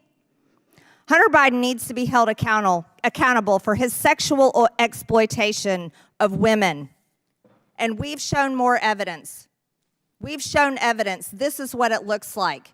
This is what Mann Act violations look like. Mr. Chairman, I reclaim my time. I'd like to challenge the use of this exhibit under Clause 6 of Rule 17. It is sad that my Democrat colleagues pretend to care about women's rights while allowing Hunter Biden to exploit women. This is a shame. But let's talk about— Chairman, there's a parliamentary challenge before us. The point of order. Chairman, point of order. Who's the point? And we'll stop the clock for you, Ms. Greene. Mr. Chairman, our colleague from Georgia has introduced before pornographic exhibits and displayed things that are really not suitable for children who might be watching. And bathing suit's not suitable, Mr. Raskin? Well, I'm saying I would like the member to be instructed to not introduce any pornography today, at least without running it through the chair bathing suit is not pornography, Well, Mr. we can't Raskin. see it from down there, so you didn't make it available to the minority before you started. I've seen it before. It's on the internet. It's everywhere. You are submitting a naked woman's body. This is a bathing suit. This is a bathing suit. And it has not been clear before this committee. Glasses on. Do you wear them or not? I have contacts in. Thank you. Congratulations. All right. Chair, ask Ms. Greene to proceed. Now let's talk about more evidence the Democrats have denied that's turned out to be true. We all know Joe Biden is the big guy. And we confirmed that Hunter Biden was lobbying his father. Here's another example that was just released yesterday. This is from a timeline from one of the IRS whistleblowers in quotes, an email between Vuk Jeremic, a Serbian politician, and Hunter Biden. Did you have a chance to talk with the big man? He's receiving my prime minister on Wednesday. please let me know if you think that what we discussed back in DC can be mentioned in the meeting. My domestic strategy, how I proceed in dealing with my government, very much depends on whether it happens or not. This is a conversation between Hunter Biden and Vuk Jeremic. This is called influence peddling. This is how Hunter Biden was selling his father's political power and influence. And this is a perfect example. This is evidence right here.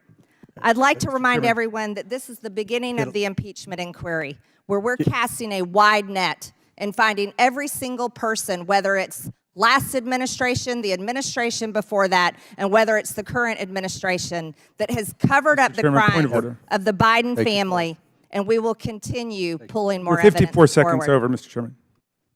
And I'll let Mr. Goldman go over 30 seconds. So we owe you 20 seconds to Mr. Moskowitz. It's your lucky day.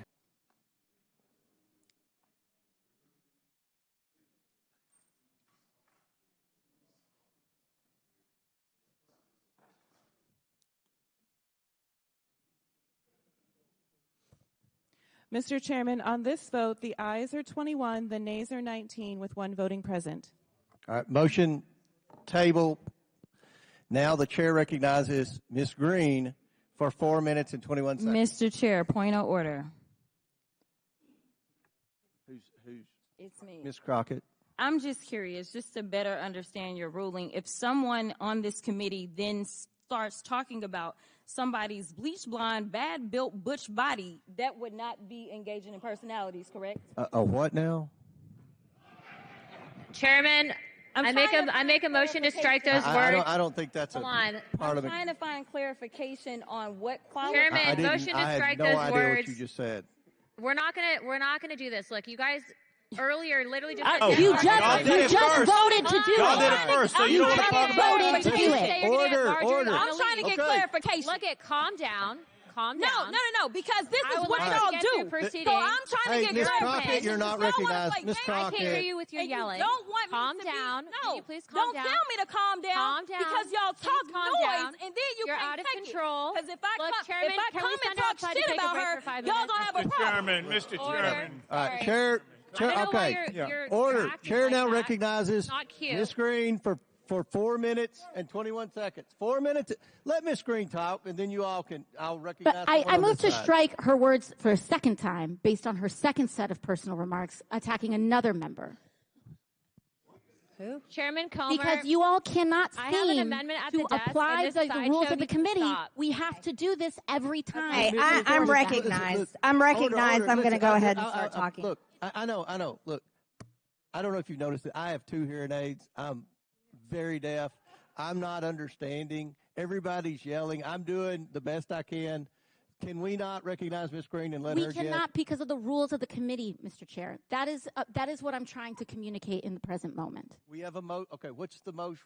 The motion is to strike the gentlelady's words for the second set of remarks, not the first, the second that apply to me. She has no idea. I think, Mr. Chairman, I'm the only one recognized right now. But we objected at the time. Will the member state the words she wishes Yes. struck? She told me, or she asserted that I was not intelligent. These are the specific words. We can have it read by the clerk. It was made immediately. And it was made immediately. I am not moving now. I don't think it was I am timely. not moving It was now. made immediately, both by the gentlelady and by me. Mr. Chair, it was made immediately. It was made and immediately, you said both by that the you would gentlelady and by return me. to us. Yes. She said, "You don't have the intelligence to talk to me," is what she said. The chair recognizes Ms. Greene for 4 minutes and 21 seconds. Mr. Chair, what is happening with the ruling? I object to the ruling now. We must object. I mean, if you want to take it up. Let's move on. Yeah. Move on.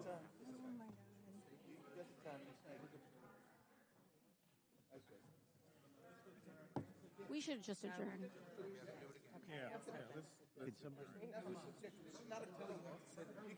Yeah. Because I was. hearsay. Yeah. Yeah. I thought Jerry Springer died.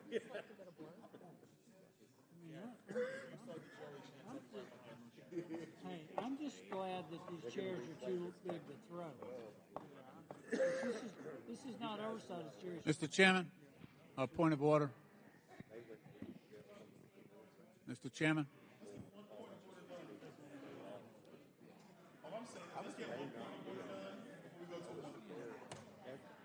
Mr. Chairman, on a point of order.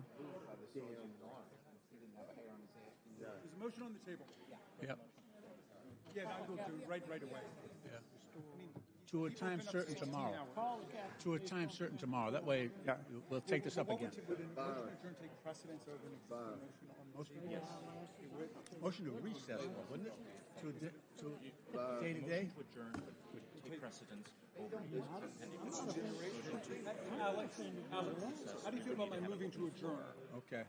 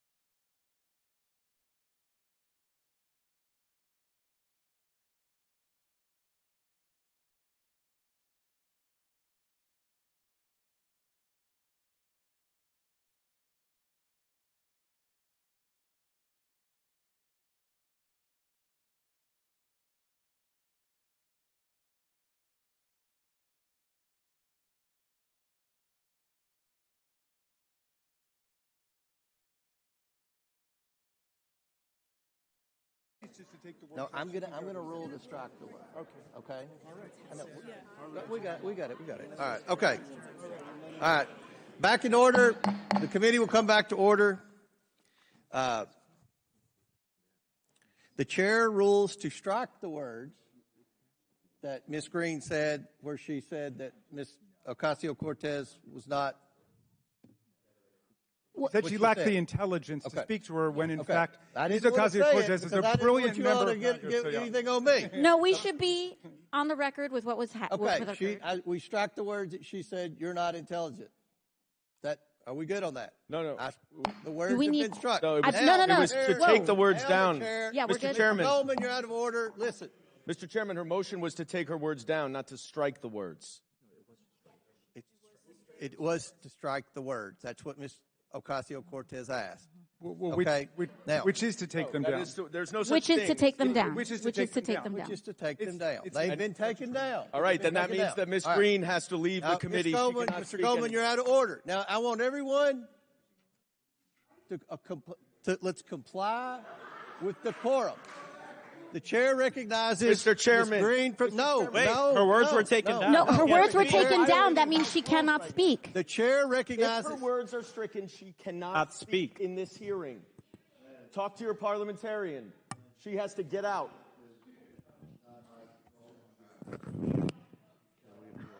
Without a motion under unanimous consent, the gentlelady is not permitted to speak for the rest of this session.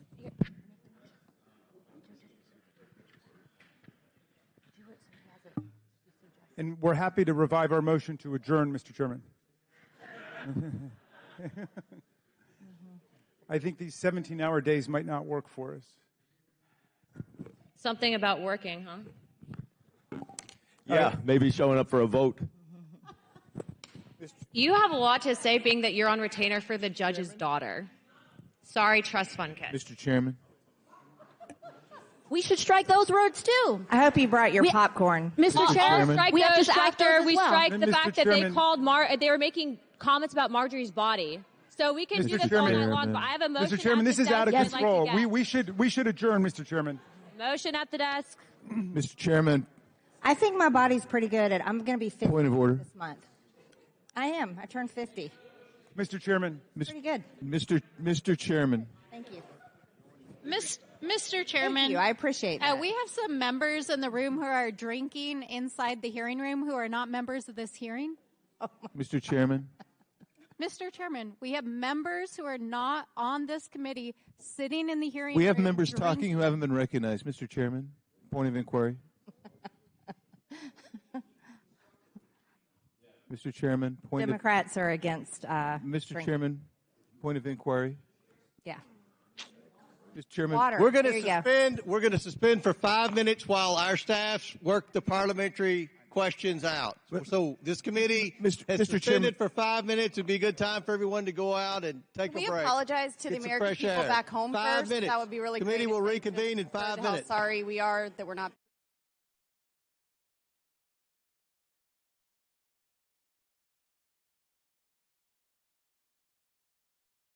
Come here or commit crimes here. That is my number one job.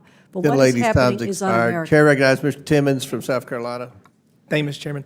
Governor Hochul, the difference is that the millions of Americans that came through Ellis Island did so legally.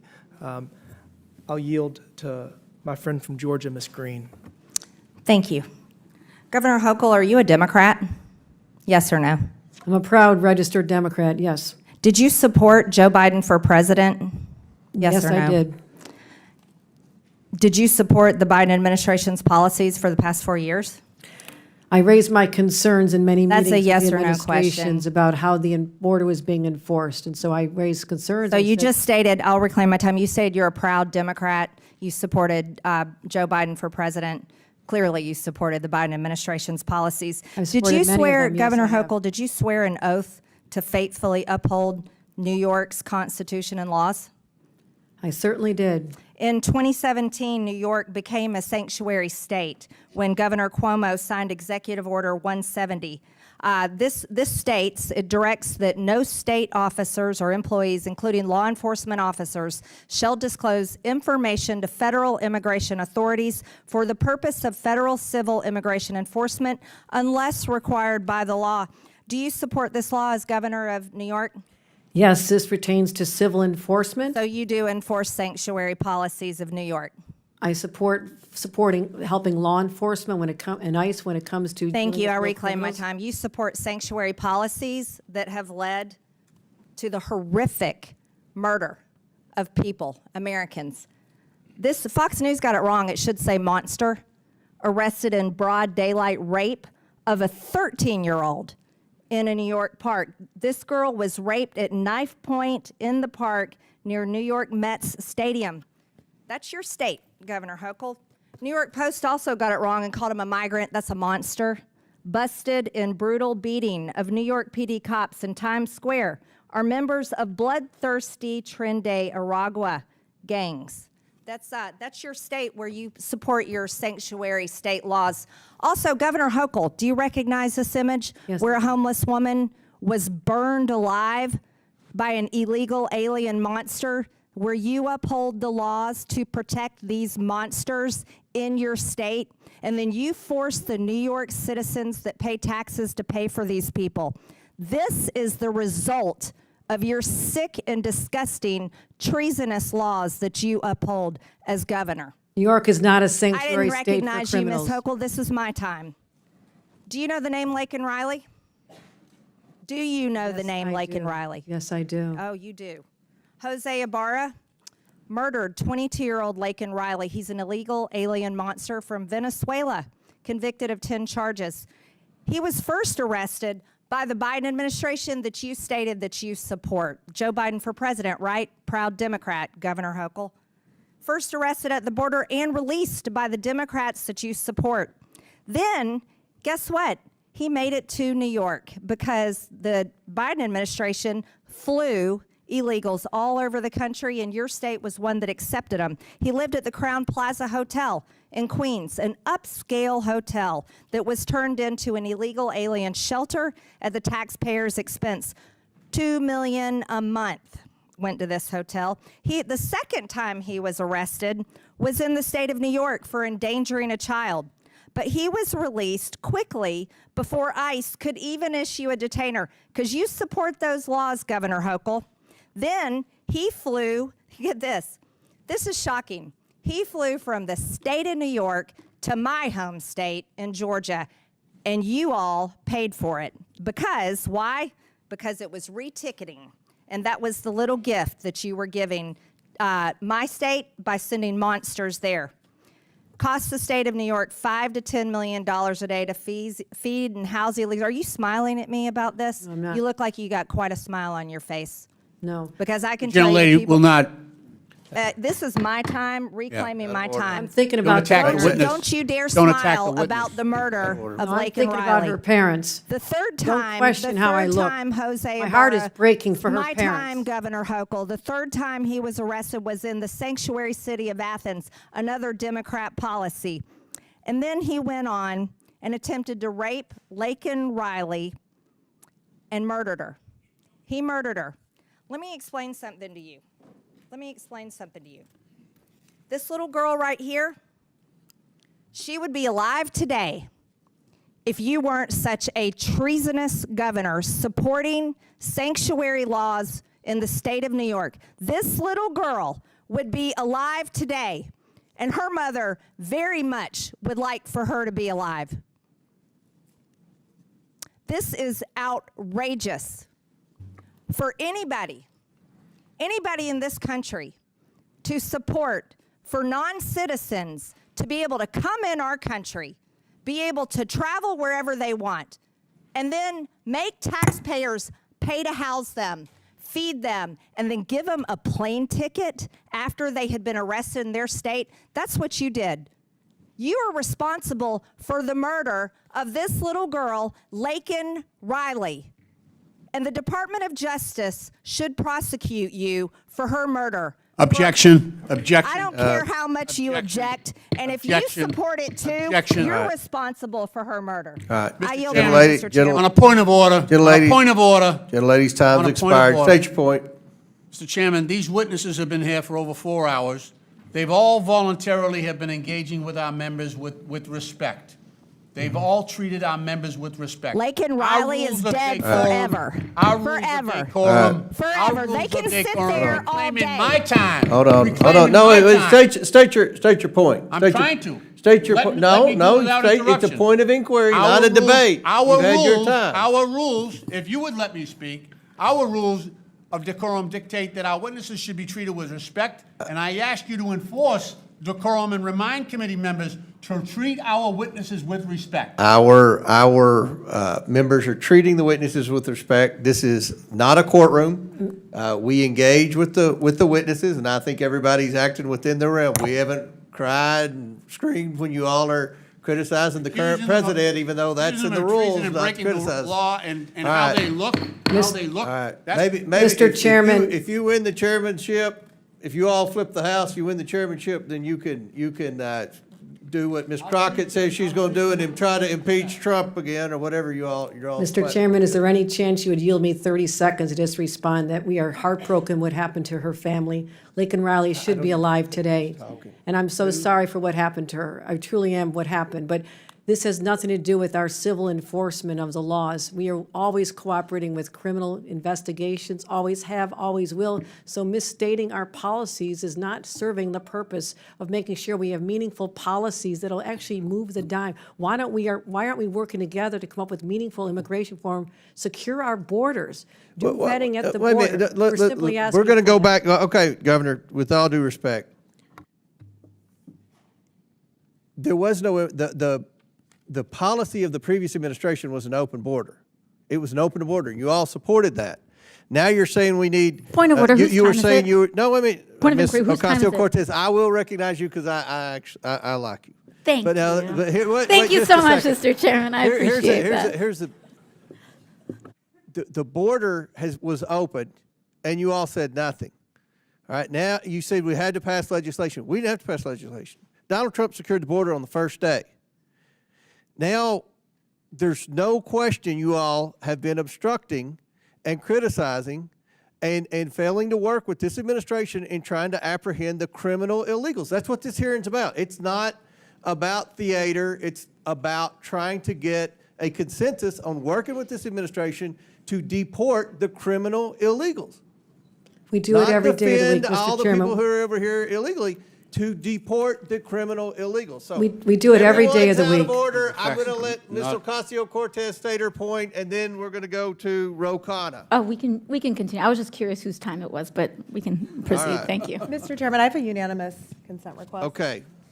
I'd like to seek unanimous consent to enter into the record this tweet. Just happened, stunning. Senator Alex Padilla from California was just forcibly removed from the news conference being held by Without DHS. objection to order. You just have to state the title. Go ahead. This is the title. Mr. Lynch. Chair recognizes Mr. Lynch. All right. Mr. Chairman, I have a unanimous consent request. This is from MSN. Unquestionably in violation. Judge says U.S. government didn't follow court orders on Without objection, so ordered. Deportation. The next one is from Rolling Stone. Trump has now deported multiple U.S. citizens, children with cancer. Without objection, so ordered. This is New York Times. L.A. deployments of the military to cost $134 Without million objection, in so the last ordered. 50 days. And lastly, Secretary Hegseth will not commit to obeying the court's order on Marines. The gentlelady from Georgia, Ms. Greene. That was quite entertaining from someone that had a sexual relationship with a Chinese spy, and everyone knows it. But I move to take her words down.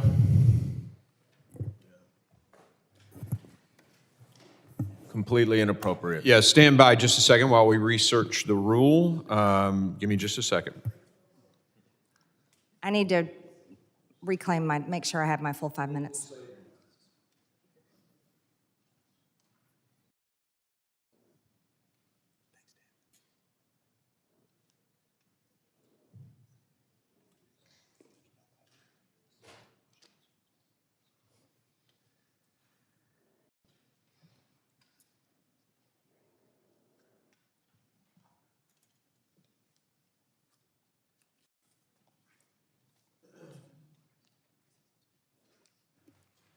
A motion has been made. The gentleman will, the committee will suspend, and the gentleman will state the words that he wishes taken down.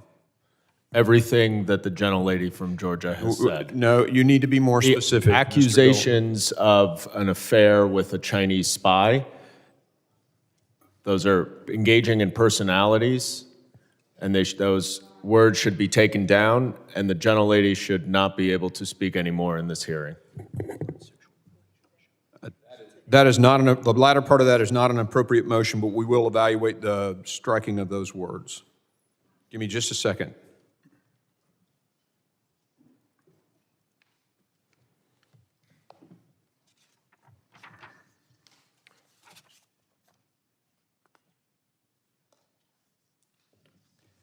The chair recognizes the gentlelady from Georgia and asks if she would like to retract those words. No, I will not.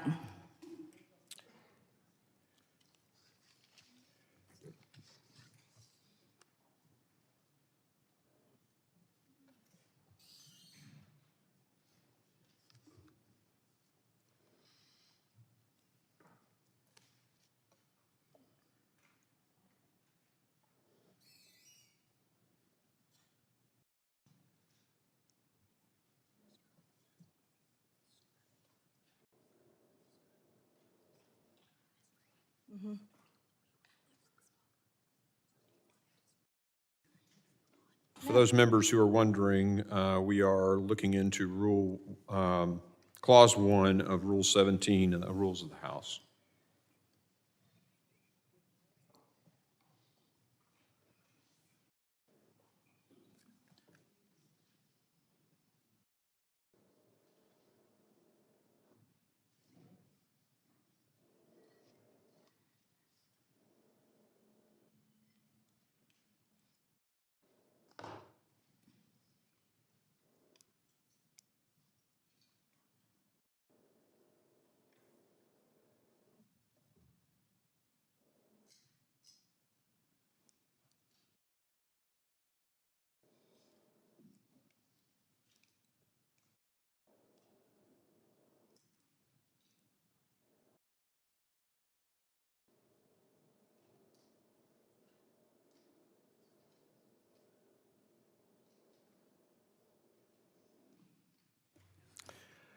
Okay, the chair rules that those words that were spoken are not going to be stricken from the record.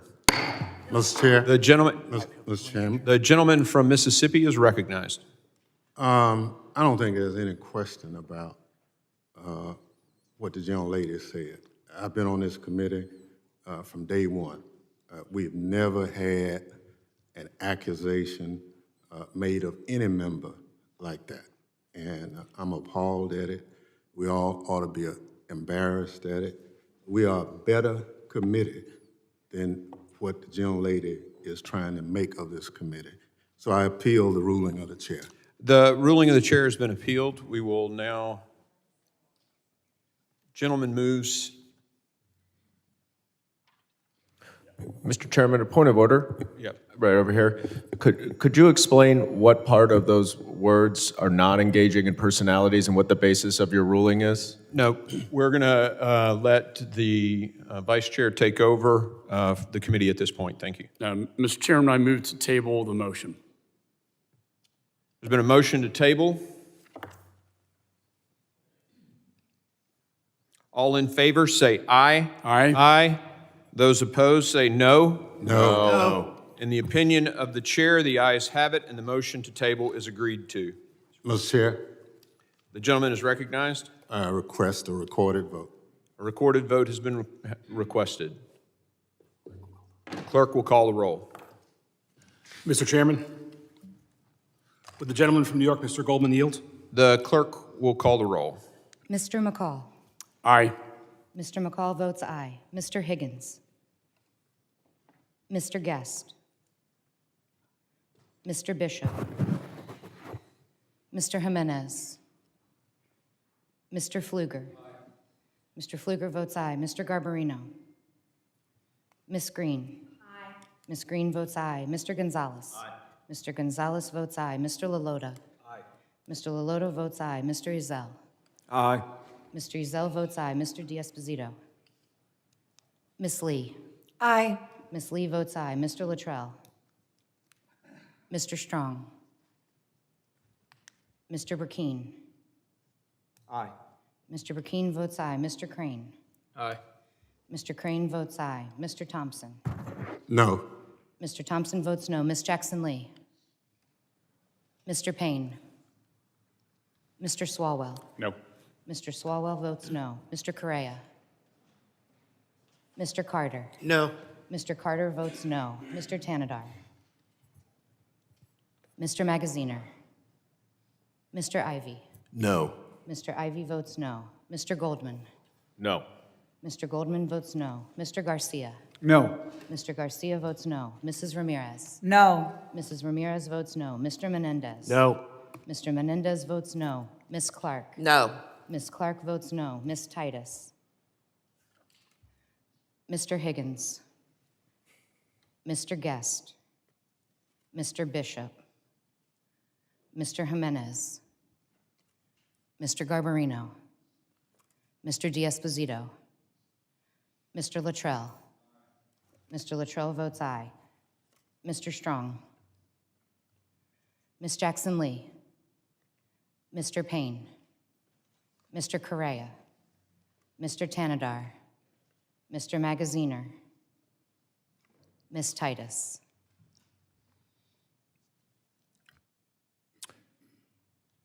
Are there other members in the room who wish to have their vote recorded?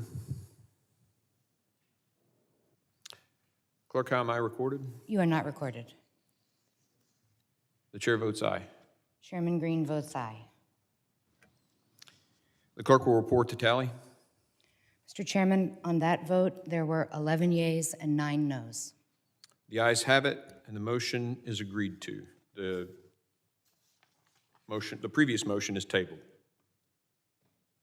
The gentlelady from Georgia is recognized, and we will give her the time when the clock was stopped, and we'll give you an extra 10 or 15 seconds. Lady from Georgia is recognized, and we will give her the time when the clock was stopped, and we'll give you an extra 10 or 15 seconds. Thank you, Mr. Chairman.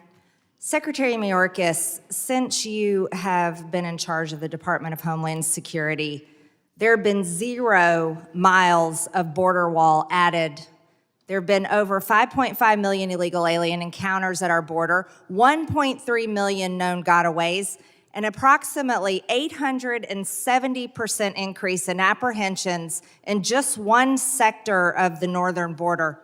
American mothers and infants suffered a severe baby formula shortage, all while this administration was happily stocking the shelves for illegal aliens at one of the largest processing centers in the country. American mothers were forced to delay inductions at the Yuma Regional Medical Center because of your policies. They have flooded their maternity unit with illegal aliens.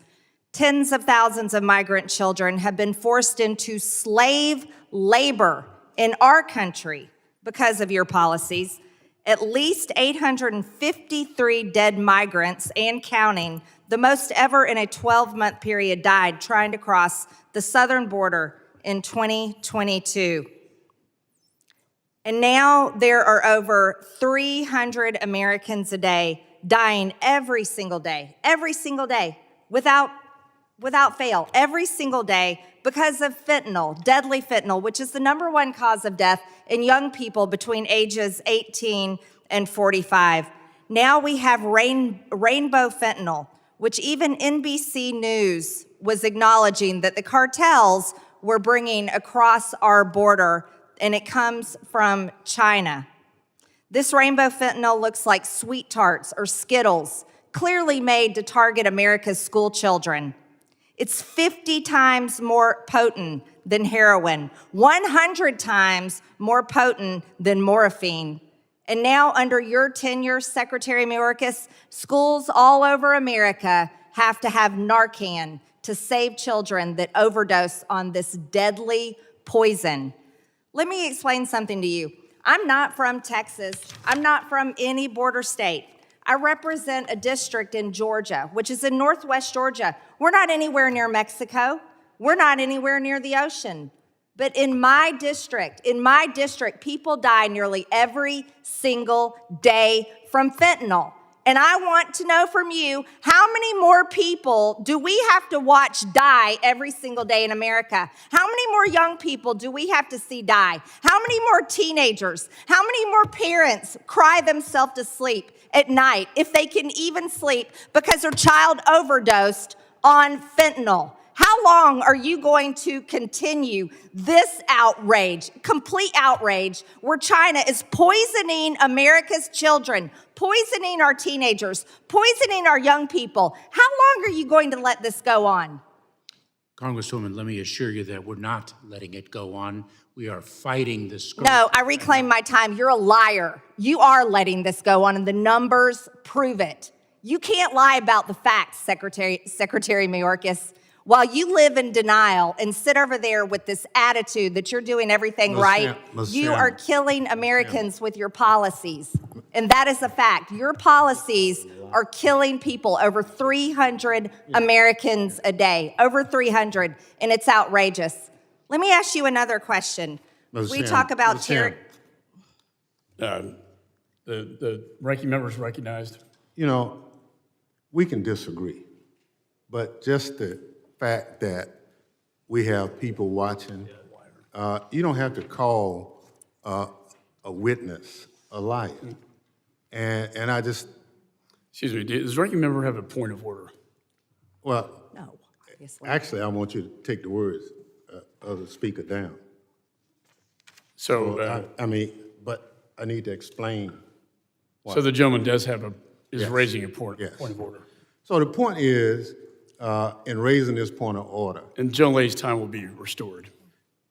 You know, we have a history of being a bipartisan committee that work on solutions.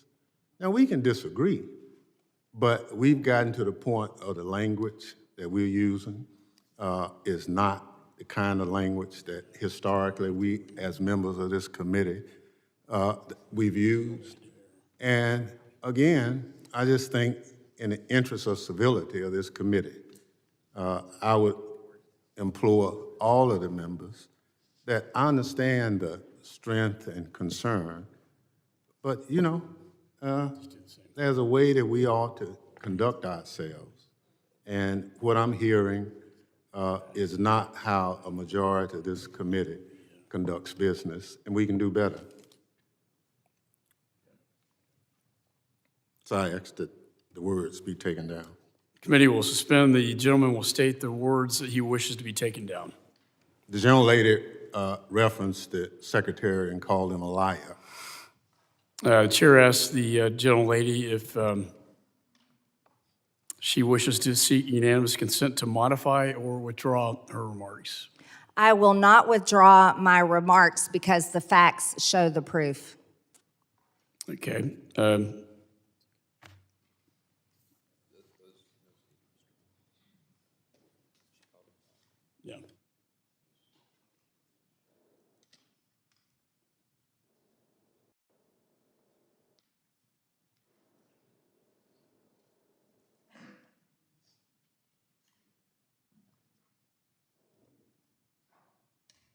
So in making a ruling on this, it's pretty clear that the rules state you can't impugn someone's character. Identifying or calling someone a liar is unacceptable in this committee. And I make the ruling that we strike those words. Sorry, just a point of order, it's a legitimate question. You're recognized. Thank you, Mr. Chairman. Did you move to take the words down or to strike them, Mr. Thompson? Yeah, sorry, I just stepped in. Point of order. To take them down. So, That's what we did. Yeah. my understanding is if words are taken down, that means that the member can no longer speak in whatever the proceeding is that those words were said. Personal inquiry, point of personal inquiry. There's no such thing. Stand by just a second.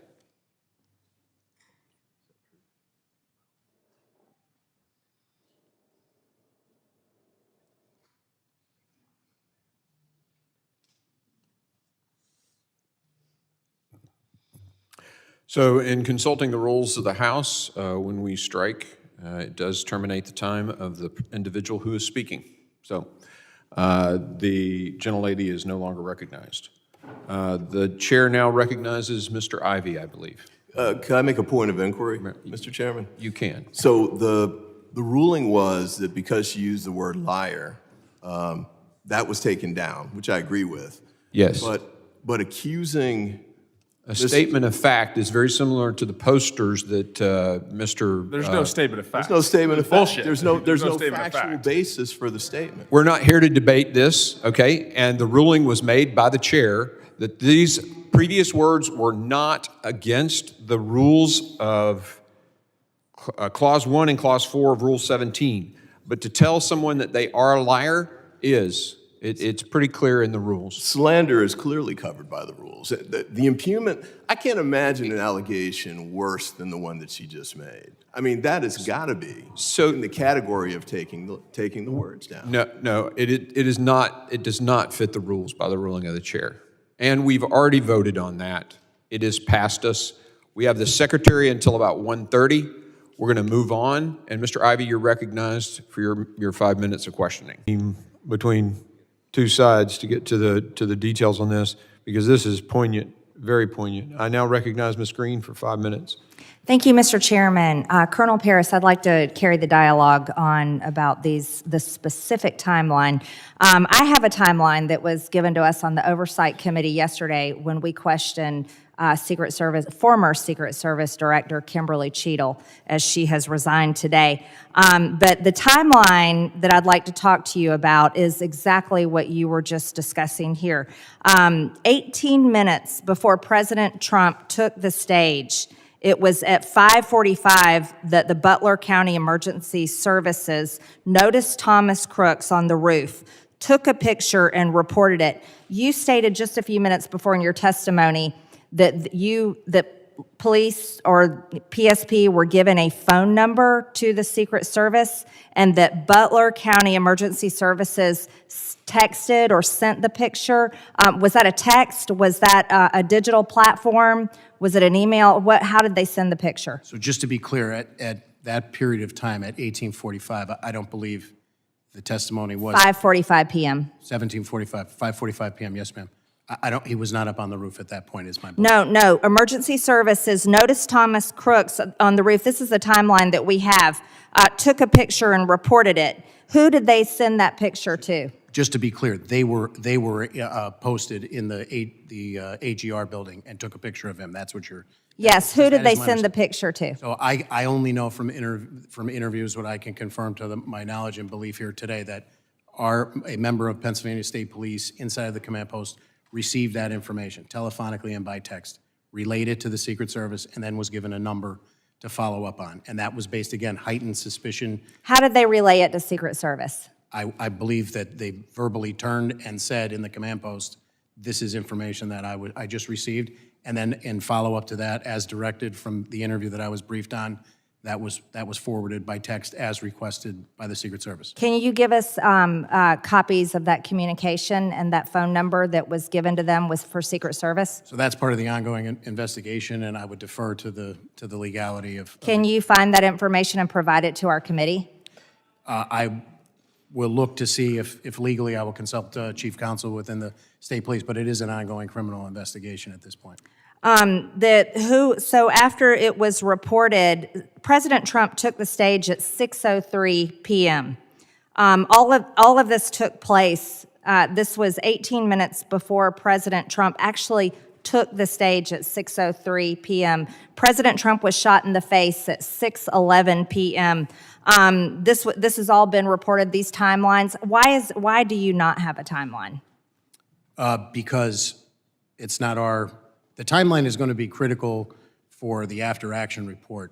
Obviously, we're conducting an investigation with the FBI. We have been deferential to the FBI in terms of what has been released to the media. I was present for one press briefing on the night of Saturday night, July 13th, and we've been deferential to the FBI on that. So I would refer you to the FBI. The timelines that you're quoting, I just want to be clear on the record.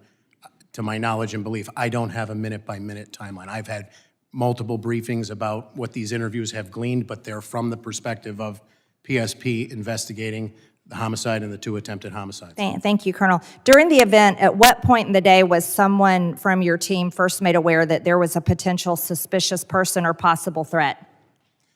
So based on my knowledge and belief, that information relayed to the command post from Butler ESU, in terms of Crooks, was the first time that I'm aware of. Again, keeping in mind, I've heard estimates that there were 13,000 people there. There were multiple people identified as suspicious, several that were identified in that area. Yes, thank you. Now, you stated before in your questions that you haven't seen an operation plan, but didn't your team participate, and why haven't you seen the plan? So as my answer prior on the record, I've asked for it. The state police has asked for it. We have yet to receive it. And my understanding is that our walkthrough with our commanders and our area commander was to delineate what our responsibilities were, and we endeavored to fulfill those responsibilities. Who was the Secret Service agent in charge of the advance team? I don't know the name of the agent. How was PSP supposed to communicate with Secret Service on the advance team? You mean in the planning leading up to it? So my understanding is, as is typical, we're notified. We were notified by email on July 5th. The meeting on July 8th, Monday, was to get all of those partners together to exchange information, how they could communicate with one another, and then the planning took place from there. Could you provide our committee a copy of all those communications, Colonel Pierce? So I will check with our legal counsel. I mean, Pennsylvania has multiple state statutes that cover investigative plans or law enforcement sensitive information. Okay, thank you very much. And Mr. Chairman, one more thing, if I may. Trump's Secret Service protection could be removed under Benny Thompson's proposed legislation. This legislation was introduced while the politically weaponized government was prosecuting former President Donald Trump. This would leave him at risk. I'd also like to state for the record for this committee that over 140 inmates are murdered in prison every single year. This is a dangerous place, prison is, and of course an 8% of violence in prison leads to murder of inmates. This legislation is reckless, and the minority ranking member needs to withdraw this legislation that would lead to the murder of President Trump. Gentlelady's time has expired. I now recognize, well, we're not going to debate. Just you think that statement should be made when the ranking member is here so he can at least address it? Thank you. He made his point earlier about his bill. There's a difference of opinion, I suppose. But we're just, y'all are out. Okay. I now recognize Mr. LaLota for 5 minutes question. Thank you, Chairman. 10 days ago. Thank you, Mr. Goldman. 10 days ago, a 20-year-old with no military or law enforcement training, with no... I yield myself 5 minutes for a few comments and questions, and I actually am going to yield to Ms. Greene but I want to ask a couple of questions. As I understand it from looking at your bill, this just publishes the numbers, correct? Yes, that's correct. So I'll reclaim my time. Does it report any protocols on how these gentlemen or women that are on this list are questioned? No? No. Is it any protocols on how they're identified and detained? No. Okay. So it just publishes the pure numbers. Is that correct? Just making sure. Just tells the American people how many SIAs have come into the country. Does it report their names? No. Okay. All right. I yield. Is there anybody else who wants to make a comment about this? Mr. Goldman, you're recognized. Thank you, Mr. Chairman. I think there's actually a lot of ground for common bipartisan effort here.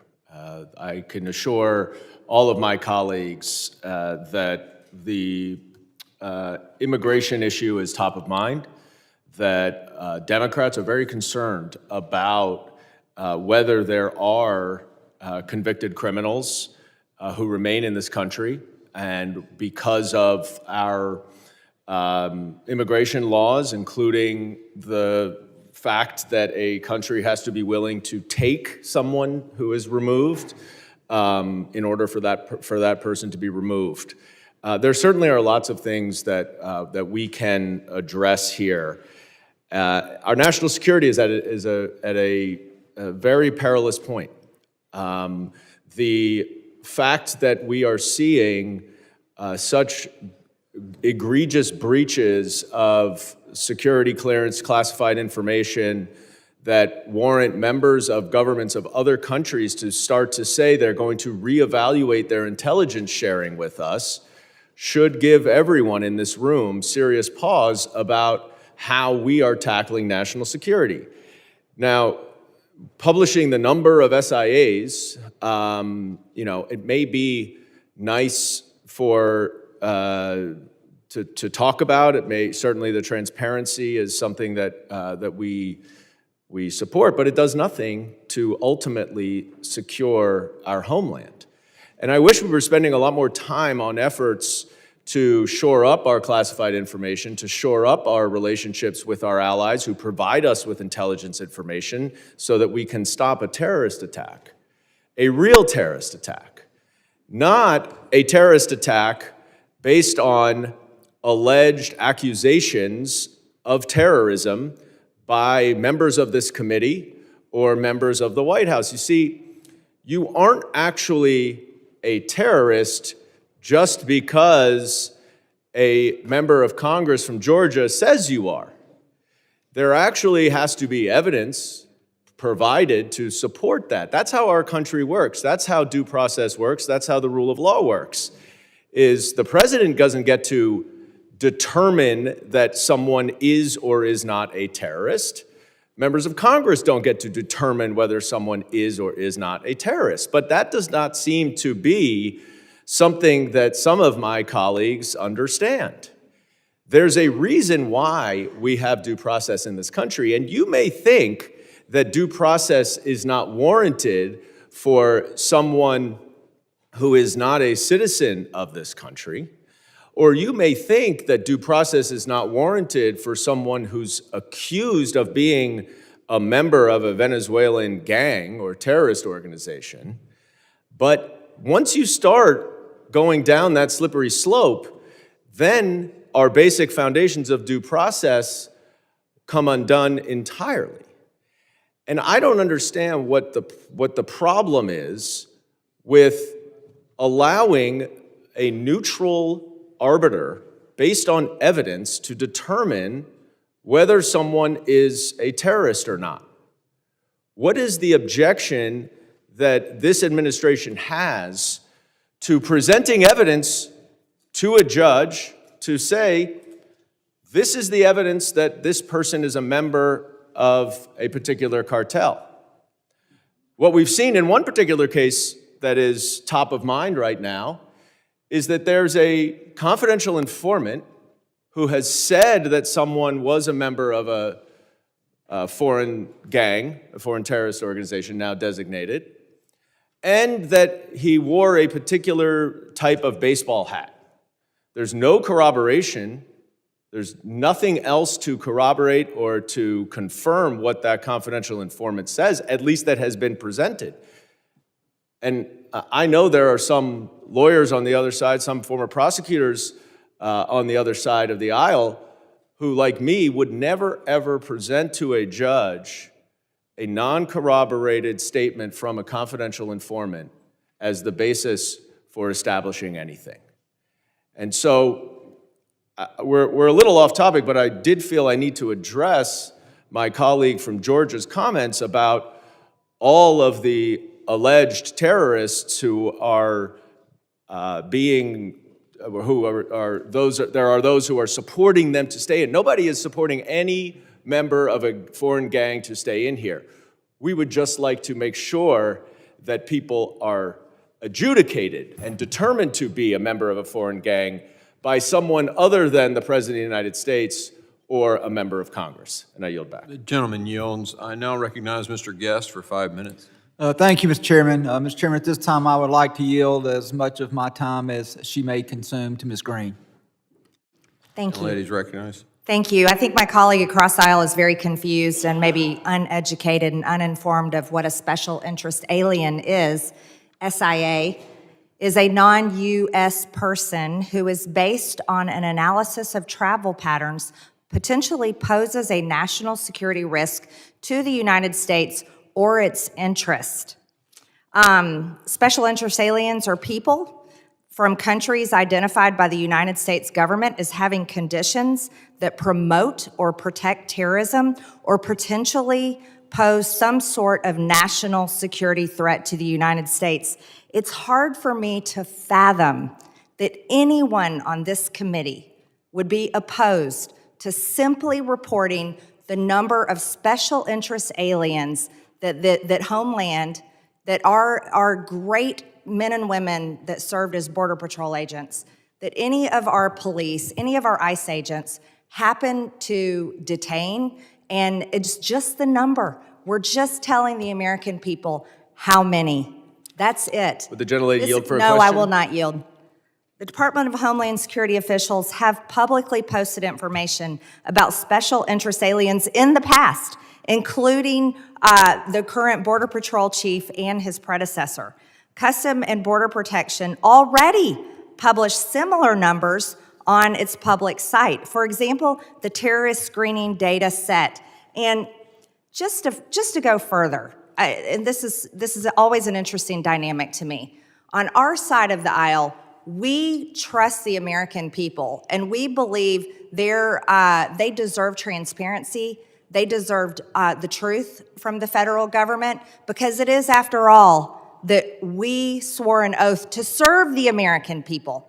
And the American people are the taxpayers that pay all of our paychecks. They pay for this building. They fund this government, even though the government has plunged them into $36 trillion in debt and opened up the borders for the past 4 years and allowed it to be flooded with illegal aliens. And then the Biden administration gave them Social Security numbers. You see, this that we are trying to pass today And we would love to have your participation. We would enjoy and really would thank you for caring about transparency and providing information to the American people that so deserve it, instead of arguing back and forth and watching you all defend special interest aliens, defend terrorists who have come in our country, and defend dangerous, violent cartels who have been deported out of our country. I know too many people that have been murdered by cartels. I know too many people, and I know their families, and have watched them mourn because they have a family member that was killed by illegal alien crimes or murdered by an illegal alien or a cartel member. This should be a simple conversation. We are all Americans, and we serve this country, not foreign countries. And that should be a simple fact that we can all recognize, not have political disagreements about. Congress, by the way, has previously released information as it relates to special interest aliens through hearings and committee reports, including the October 3rd, 2024 report from the House Judiciary Committee titled The Biden-Harris Border Crisis, at least 1.7 million potential national security threats. DHS has an obligation to the American people to be as transparent as possible. We owe it to the American people to be as transparent as possible. This is not targeting some innocent migrant or someone that is seeking to be a citizen of the United States. We're talking about special interest aliens, potentially terrorists, people who are linked to terrorist organizations, people who share their travel patterns, people that all of us should not want in the United States, and the American people don't want them here either. This isn't giving their name. This isn't telling what country they're from. This isn't giving their address. This isn't saying where they work. This isn't saying anything. It's not showing their picture. It's simply saying how many came across the border each month. It's very simple, Mr. Chairman. I yield back the remainder of my time. People are hurt on your watch. Gentleman's time has expired. I now recognize... Mr. Chairman, sorry. I ask unanimous consent to enter for the record. One of our colleagues had asked if there was evidence if the so-called Maryland man, Kilmar Abrego Garcia, was MS-13. According to the Attorney General of the United States, she posted that the evidence shows Kilmar Abrego Garcia has repeatedly been identified as a member of MS-13 by a Maryland County Police Gang unit, which I introduced for the record, a reliable confidential informant, ICE officers, an immigration judge agreed, and an appellate board agreed. Without So you have, is that a court order? Well, I object. No, she can put anything she wants in the record. She's not complying to your request, Mr. Goldman. She asked for unanimous consent. Okay, so you're objecting to her putting that into the record? I am objecting subject to a clarification. Is that a court order that establishes that he's a member of MS-13? An immigration judge agreed that he was MS-13. For bail purposes. An appellate board agreed. Don't misrepresent. Hold on. A judge. Everybody pause. We're going to let one person talk at a time. You ask a question. Answer the question, please. According to the Attorney General of the United States, she informed the country that an immigration judge agreed that your Maryland man, Kilmar Abrego Garcia, is MS-13. An appellate board agreed. ICE officers you are misstating agreed. What the reliable Mr. Goldman, informant. the clock is not yours right now. She has the floor. Please continue answering the question. Thank you, Mr. Chairman. A Maryland County She's not answering the question, sir. No, she's going to answer the question, and then you can object to her answer. Make sure that she answers the question? Finish answer. You just said, please finish your answer. A Maryland County Police Gang unit agreed that he's MS-13. A reliable confidential informant agreed that he's MS-13. ICE officers agreed that he's MS-13. An immigration judge agreed that he's MS-13. An appellate board agreed that Kilmar Abrego Garcia, your Maryland man, is MS-13. Okay. I You have object. the floor. What do you want to say? I object because she is misstating the record and the facts. That is not accurate, and therefore I object to that being introduced. There is no. Mr. Well, sir, can Chairman? I explain? You let her go on. Go ahead. There is no final court order establishing that he's a member. Maybe he is. So you should put all that evidence before a judge, and if he is MS-13, he should be deported. That's what we're talking about, but you're misstating what all of that evidence is. No, I think I'm going to make a point here. You basically just read what the Attorney General said, correct? Yes, sir. You didn't assert that this was a court order, did you? Did you assert that this was a court order? I read the Attorney General of the United States. And you have a right on our committee to submit for unanimous consent or a vote, if we want to put it to a vote. This for the record, correct? Is that it? Yes. That is correct. Okay, Mr. Chairman, she has a right. Can I review what she is submitting? No, she can submit something to this committee. But it matters that she just said she represented exactly what the Attorney General said. She has a document there. I would like to see that document. Let's make a copy to for see if her everybody, and representation- we'll vote on. I'm going to hold on just a second. We're going to hold. You're calling for the question? We're calling for the question. The clerk, we're going to need to set. Hold on just a second. Brief recess. Please, let's get this on the historical record. This is great. We voted for.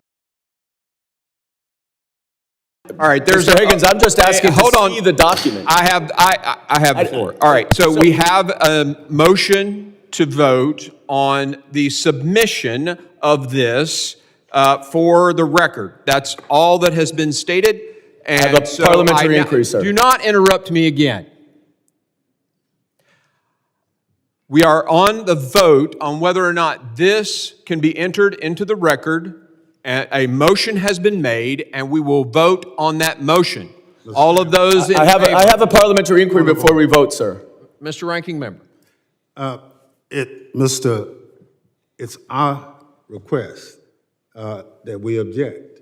And in the middle of the objection, you consider a motion, which... He was done talking about Mr. No, he wasn't. No, he wasn't. You stopped him from talking. I just have a parliamentary inquiry. A parliamentary inquiry. Okay, go ahead. You have the floor. Is it the procedure of this committee that someone who is making an objection to the admission of evidence cannot review that evidence before we vote on it? Yeah, the content is irrelevant to the motion, and the motion has been made to vote on the submission for the record. The content is irrelevant? I mean, that's what I'm objecting to. If she is accurate in what her representation is, I will withdraw my objection. I just need to see the document. Somebody walk the thing over there and let him read it. I mean, get to the bottom of this quickly. We'll hold on your vote, Mr. Ogles.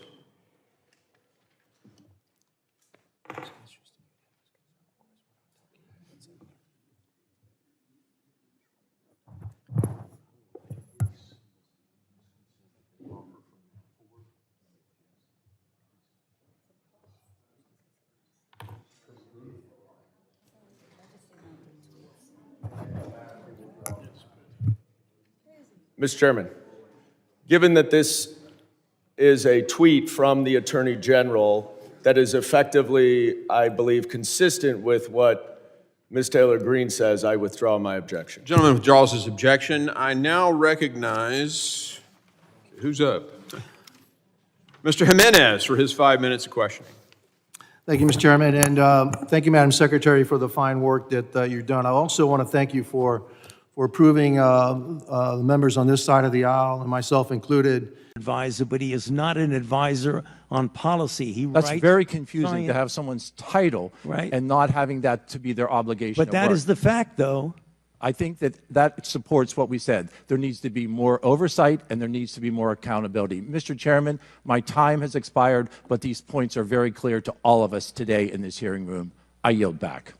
I now recognize Mr. Garcia from California for 5 minutes. Oh, he left? I now recognize Ms. Greene from Georgia for 5 minutes of questions. Thank you, Mr. Chairman.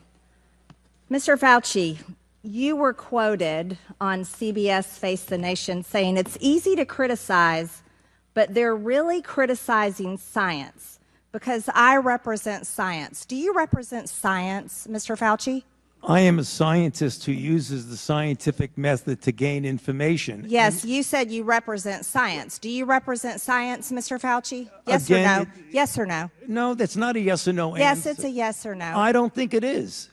Okay, well, we'll take that as a you don't know what you represent. Oh, But this, as director of the NIH, you did sign off on these so-called scientific experiments.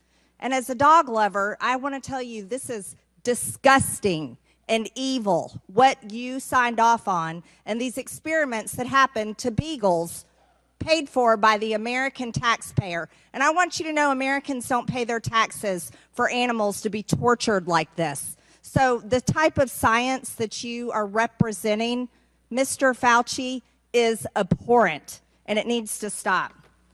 Mr. Fauci, you also represent the type of science where you confess that you made up the COVID rules, including I didn't hear what you 6 said. feet social distancing and masking of children. I never said I made anything up. You admitted that you made it up. You I made it up didn't say as you went. I made it up. So are you saying this is fake news, Mr. Fauci? I didn't say I made anything up.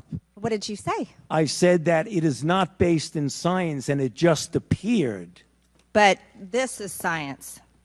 What does dogs have to do with anything that we're talking about today? These are scientific experiments. This is what you signed off on. But you also told the American people they had to distance by 6 feet. They had to wear masks. But let's also talk a little bit further about the type of science that you represent. NIH scientists made $710 million in royalties from drug makers, a fact that's been hidden. Let's talk about the fact about, is it right for scientists and doctors getting paid by the American people, government taxpayer paychecks, to get patents where they're paid millions and hundreds of millions of dollars in royalty fees, especially when the NIH and these government agencies, most powerful agencies in our country, are recommending medical suggestions and advice and making up guidelines like 6 feet distancing and masking of children.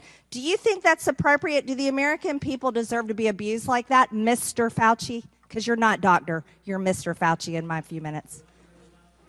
No, I don't need your answer. I want to talk about this right here. Mr. Chairman, Fauci, objection. I reclaim my Mr. time. Objection. I reclaim my time. I reclaim my time, Gentlelady will Mr. suspend. Raskin. Gentlelady will suspend. Mr. Chairman, Point of order. Just in terms of the rules of decorum, are we allowed to deny that a doctor is a doctor just because we don't want him to be a doctor? Yes, because in my time, that man does not deserve to have a license. As a matter of fact, it should be revoked, and he belongs in Gentlelady will prison. suspend.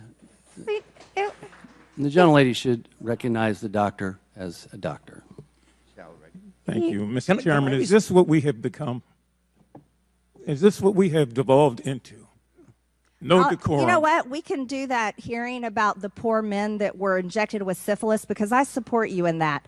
That's horrific. And this government that does things like that to Americans doesn't have decorum to the American people. Mr. Chairman, The gentleman is out of point of regular order, please. The gentleman is out of order. Decorum. I recognize the point of order. Go ahead with your point of order. You got it. No, I mean, I was going to say what Representative Raskin said. That's completely unacceptable to be able to deny Dr. Fauci, who's here, a respected member of the medical community, his title. And that's actually a personal attack on his character. And I have instructed her. He's not respected. And I've instructed her to address him as a doctor. I'm not Gentlelady addressing shall him as continue. doctor. Let's talk about Mr. Chairman, this. I I'm would move reclaiming that the my woman's time. I'm reclaiming my time. Words get taken I'm down. reclaiming my time. Second that. Point of order. Suspend. All right. A member can only move to have words. I'm sorry. The issues we are debating are important ones that members feel deeply about. And while vigorous disagreement is part of the legislative process, as I said at the beginning, members are reminded that we must adhere to established standards of decorum in debate. This is a reminder that it is a violation of House rules and the rules of this committee to engage in personalities regarding other members or to question the motives of a colleague. Remarks of that type are not permitted by the rules and are not in keeping with the best traditions of our committee. The chair will enforce these rules of decorum at all times and urges all members to be mindful of their remarks. Does the gentleman from California have anything further? We should take her words down. Yeah, I made it. I offered that her words be taken down, Mr. Chair. Point of order, Mr. Chairman. Mr. Chairman, I'd like to make a point of order. Mr. Because Griffin they is accused us of worshiping President Trump. We don't worship President Trump. Gentlelady will suspend. Mr. Griffin, you have a point of order. Mr. Chairman, while it may not be polite, I believe the rule only applies to members of this body, the Senate, and the President of the United States. I do not believe that it applies. The rule on taking down words does not apply to a witness. Again, I'm not condoning the words. I'm just relating or asking whether or not it applies to individuals who are just happen to be here in front of us. I agree. The chair overrules the point of order by the gentleman from Maryland, but ask that members please afford all other members the respect they're entitled, refrain from using rhetoric that could be construed as an attack on the motives or character of another member or the witness. You may proceed. Thank you. This was a time in history where you got to throw out the first pitch at the Washington Nationals baseball game while Americans were forced to stay home and watch such events that they love from at home alone on their televisions. And what a hypocrisy this picture shows. Here you are without your mask, with empty seats everywhere. Remember the cardboard cutout fans? That was one of the most insulting things to Americans, having to watch the games from home where you got to go and enjoy the game and sit right next to people not following the 6 feet of distancing, not wearing your mask, and everyone else was forced to stay home and stop enjoying life. And your science here, your science is displayed perfectly in this picture where children in school were put in plastic bubbles because of your science, your repulsive, evil science. And let's go back to your very own email. You said earlier you don't use email. Oh, you do. Right here.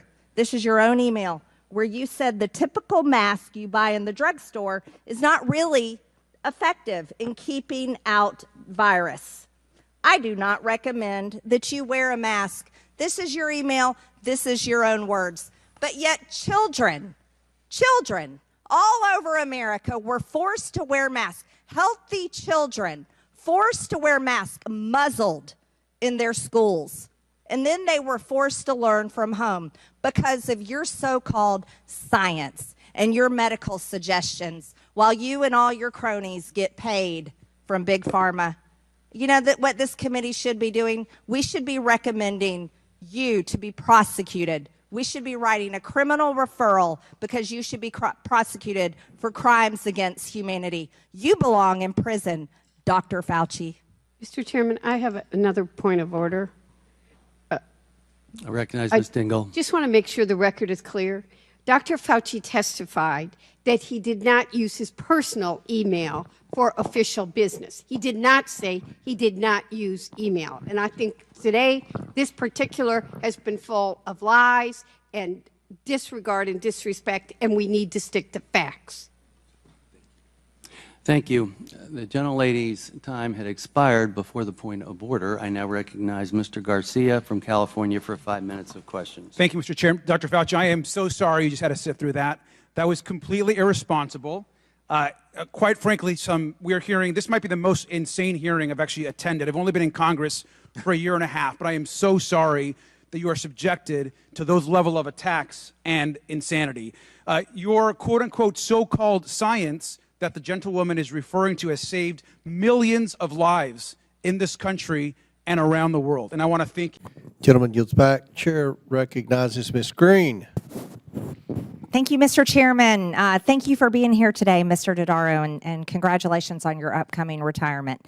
You know, for the past 4 years, Democrats have been in control of basically all government functions for the American people. We are at $36 trillion in debt, and the lies are getting to be outrageous. Just listen to one of my colleagues talk about Medicaid. The truth is, for people watching at home, your Medicaid benefits cannot get cut unless the governor of your state and the state cuts your benefits. That's the real truth. Republicans here in Washington, here in Congress, we are not taking away anyone's Medicaid benefits. As a matter of fact, we're trying to cut out improper payments. We're trying to cut out fraud. At my DOJ subcommittee, I had a hearing just 2 weeks ago where we talked about improper payments. It is unbelievable, and I'm sure you would agree, Mr. Dodaro, that the amount of money that's being paid to dead people, to foreigners, to criminals, to terrorists is amounting in the billions and billions of dollars every single year. That's what Democrats and Republicans should be agreeing on. We should be able to come together and say, let's stop this immediately.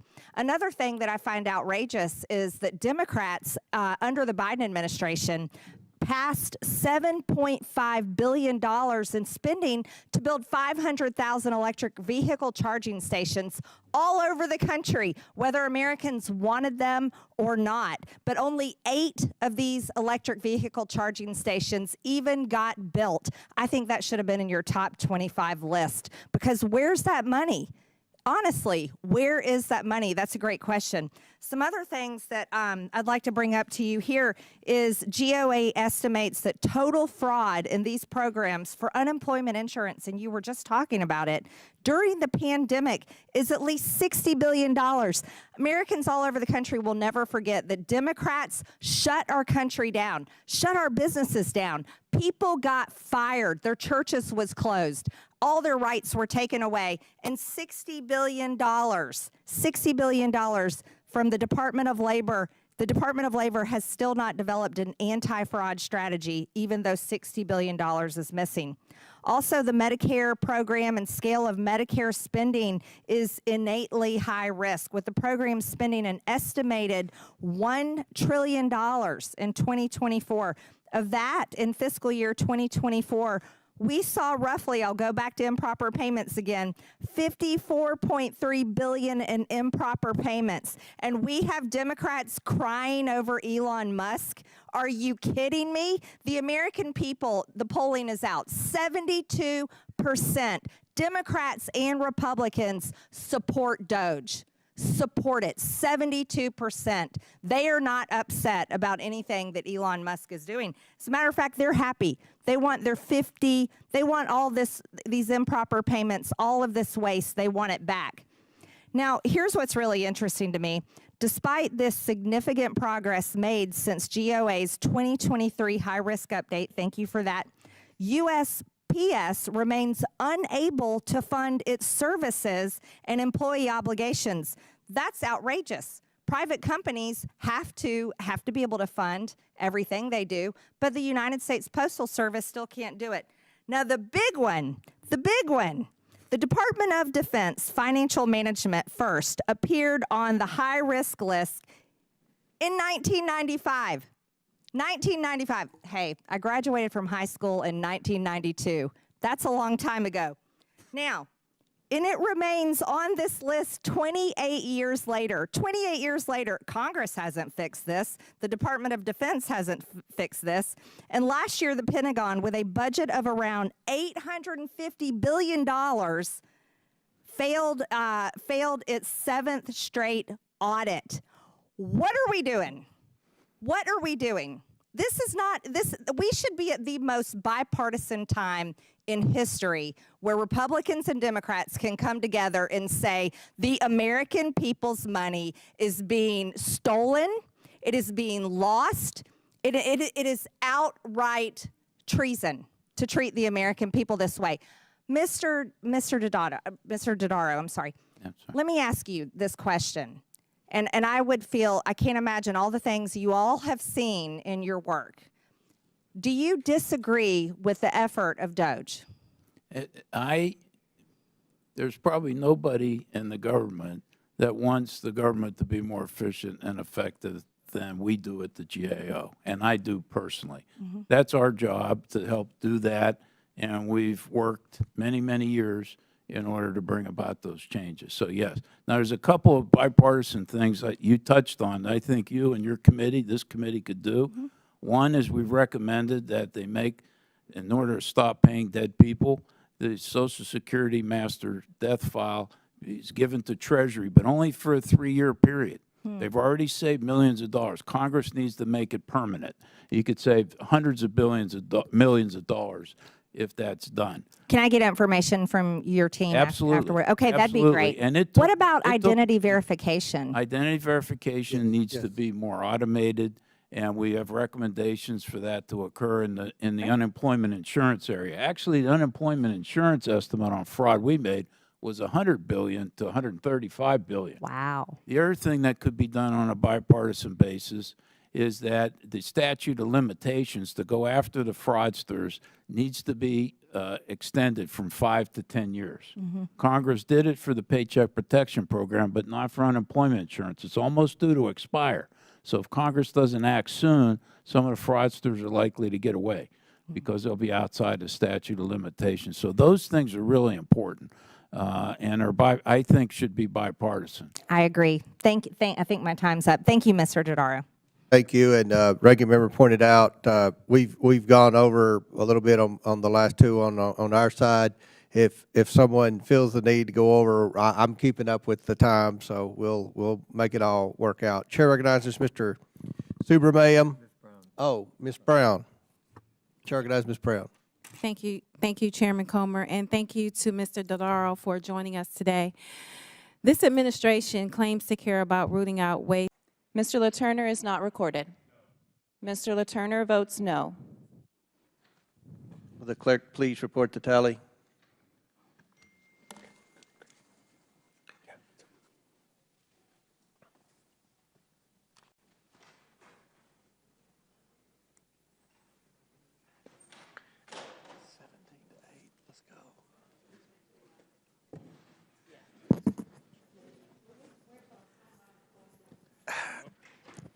How is Ms. Norton recorded? Ms. Norton is not recorded. Ms. Norton vote yes, I assume? Yes. Okay. Ms. Norton votes yes. How is Mr. Burchett recorded? Ms. Norton votes yes. Mr. Burchett is not recorded. Mr. Burchett votes no. And how is Ms. Luna recorded? Ms. Luna is not recorded. Ms. Luna votes no. And how is Mr. Moskowitz recorded? Mr. Moskowitz is not recorded. I'm trying. Mr. Moskowitz votes yes. Okay. Will the clerk please report the tally?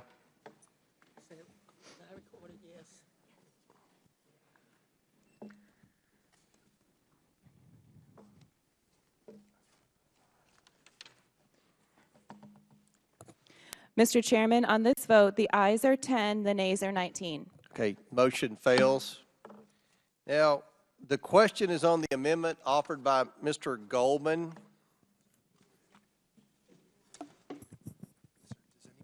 Does anyone else seek recognition? Will you go and yield? Chairman? The chair recognizes Ms. Greene. Mr. Chairman, I'd like to talk about the importance of Hunter Biden obeying his subpoena and some of the evidence that we had questions about today when we had arranged with Hunter Biden and his attorneys for him to come in. Then he evaded his subpoena, and there's serious evidence that needs to be discussed. That has to do with many of the bank reports that we had read in the Treasury, outlining very serious crimes that Hunter Biden had committed or has allegedly committed, and then we have evidence of that. Crimes of Mann Act violation, human trafficking, these were in the bank reports, and the American people deserve to know about it. Here's another excerpt from a bank report. Mr. Chairman, what is talking about a victim in California. Hold on one moment, Ms. Greene. State your point, Mr. Goldman. What is the gentle lady just showing to the cameras? This is her 5 minutes on your amendment. Well, if it's the suspicious activity reports, there was an agreement with the Treasury Department that the committee would not disclose the information. It's my understanding what she's showing has already been disclosed in the public long before we started this investigation. So this is in the public domain? Yeah. Is that your representation? Is it a verbal representation? It's in the public domain? This is in the public domain. I reclaim my time. Victim 1 is a California resident currently employed with FSS Management between June 2018 October 2021. Victim 1, Hunter Biden's victim, was employed by Owasco PC as evidenced by her receipt of bi-weekly payroll remittances from Owasco PC. However, during this same period of time, victim 1 also received large round dollar wires from Owasco PC, which reference new hire, K-wage, 10K golf member, and pay. Victim 1 received 5 wires totaling $44,508 in a 4-month period between June 12, 2018 and October 2nd, 2018. These are reports that are calling so-called employees of Hunter Biden and his law firm victims. And here's evidence of Hunter Biden violating the Mann Act. This is trafficking women across state lines for prostitution. This is an airplane ticket showing that it was purchased by Hunter Biden for this victim, where she flew from Los Angeles to Washington, D.C., and then the next day flew back to Los Angeles.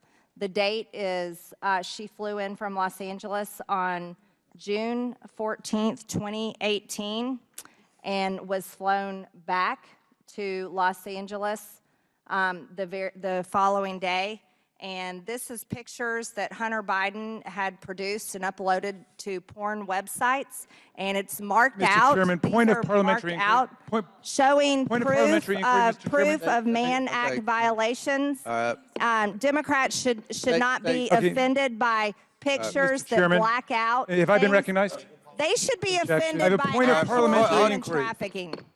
Mr. All Chairman. right, state your point. Thank you kindly, Mr. Chairman. On July 26th, I sent you a letter about the last time this happened, when the gentlelady introduced before this committee, without any notice to anyone, nude photos, pornographic images that were completely irrelevant to the purpose of the hearing itself. And my question to you is, are members allowed to simply put up sensationalistic, voyeuristic, pornographic images if they're not relevant to the actual object of the legislative proceeding? I want a parliamentary ruling on that. Mr. Raskin, that's probably part of the questioning for Mr. Biden, violations of the Mann Act. Ms. Greene's led on that issue. No, this is a These question are about already, the rules these of the have already, committee. these pictures have already been entered into the record. So in other words, you have accepted the idea that members can introduce irrelevant, sexually based, voyeuristic. How is this irrelevant? Well, How does it relate to Joe Biden? How does it relate to? We're not doing a criminal investigation of Hunter No, Biden. we've Point- had point- we've point had of order, Mr. several Chairman. people Point of that order. have testified in the FBI, DOJ, IRS, that they were told to stand down investigating various crimes of the Biden family. Okay. Did Joe Biden tell them to stand down? Who told the IRS, the FBI, and everyone else to stand down? This is what we're investigating. Reclaiming my time, Mr. Chairman. I believe it's my time. No, I'm reclaiming my time. I have been I object to the use of this exhibit, Mr. Chairman. This is not a criminal investigation of the Mann Act or prostitution or anything else. It's completely irrelevant to a subpoena, the validity of that subpoena, and whether or not there's been compliance with that subpoena. It's totally extraneous, immaterial, and irrelevant. And someone should explain that to Ms. Greene if she doesn't understand. And let the chair rule. You had a point of order. The chair's rule. I This object is to the use evidence. of this. You objected. We got that. Evidence that Hunter is a material witness in this investigation. Well, does that mean you can put up pornographic pictures of other people that Hunter Biden has met in his life? I mean, come on. Like, how far does that go? It's not relevant to your motion. Well, you can ask him that in the It's deposition. not relevant. No, honestly, Mr. Chairman, it's not relevant to your motion of whether or not he violated that subpoena. How do those naked pictures have anything to Mr. do with Chairman, it? point of order. This is not the Jerry Springer show. This is the United States House of Representatives. And let me Come say on. this. Let me say this. It's not pornography. It's appropriately censored evidence in an ongoing investigation. Yes. Okay?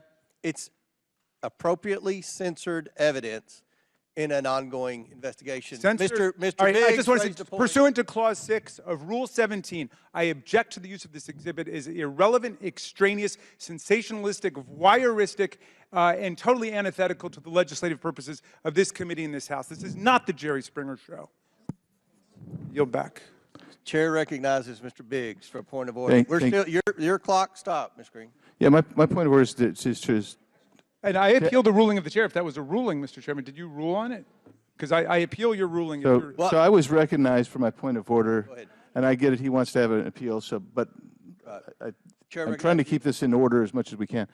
Mr. Chairman, my question is to you: is now the objection based on relevance going to be encountered here and constrain what can be presented in this committee? And the reason I ask that is because there is virtually nothing. A comment I made in the press about it was totally tangential to this, that they just tried to get in.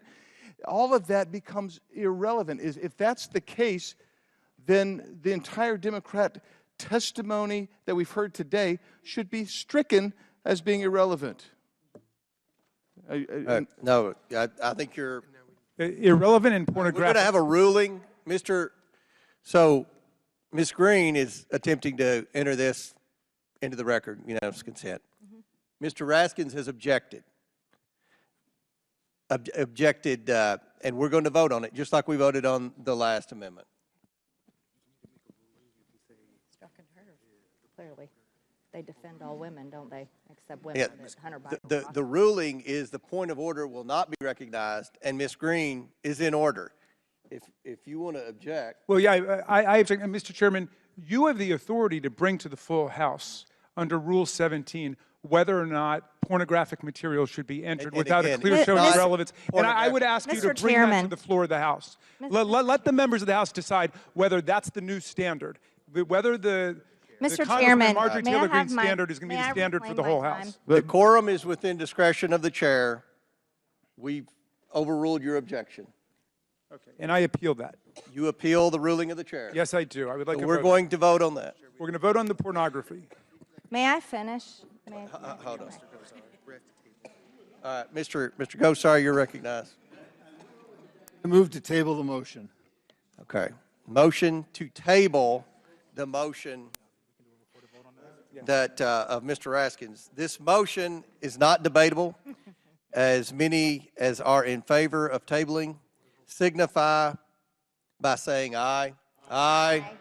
All those opposed signify by saying no. No.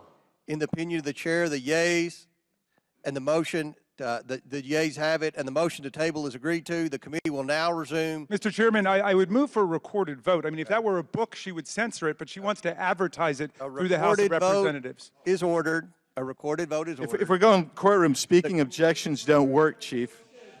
The clerk will call the roll. You'll call the roll. If you vote yes, you table the motion. So, clerk, call the roll. Mr. Jordan. Mr. Turner. Mr. Gosar. Mr. Gosar votes yes. Ms. Fox. Yes. Ms. Fox votes yes. Mr. Grothman. Yes. Mr. Grothman votes yes. Mr. Cloud. Mr. Cloud votes yes. Mr. Palmer. Aye. Mr. Palmer votes aye. Mr. Higgins. Aye. Mr. Higgins votes aye. Mr. Sessions. Mr. Sessions votes aye. Mr. Biggs. Mr. Biggs votes aye. Ms. Mace. Mr. LaTurner. Mr. LaTurner votes aye. Mr. Fallon.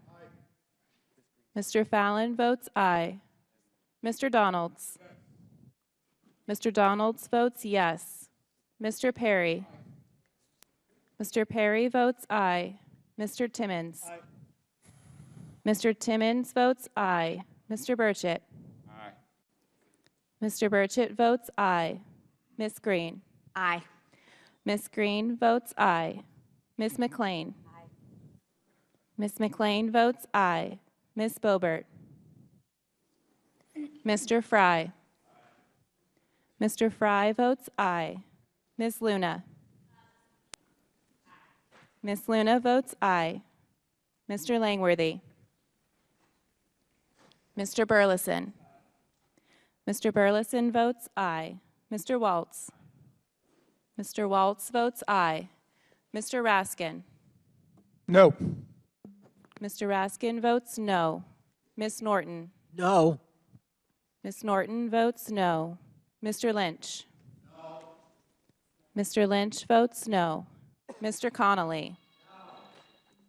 No. Mr. Connolly votes no. Mr. Krishnamurthy? Mr. Khanna? No. Mr. Khanna votes no.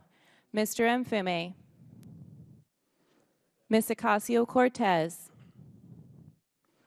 Ms. Porter? No. Ms. Porter votes no. Ms. Bush? Ms. Bush votes no. Mr. Gomez? Ms. Brown? Ms. Stansbury? Mr. Garcia? Mr. Garcia votes no. Mr. Frost? Mr. Frost votes no. Mr. Kassar?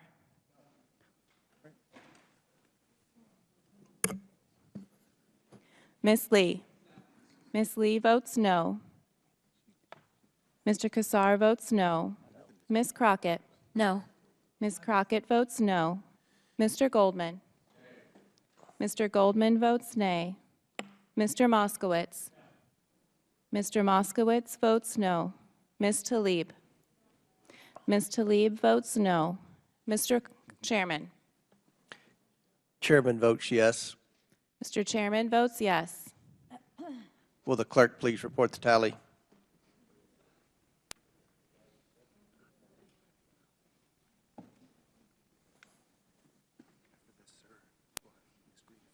Okay.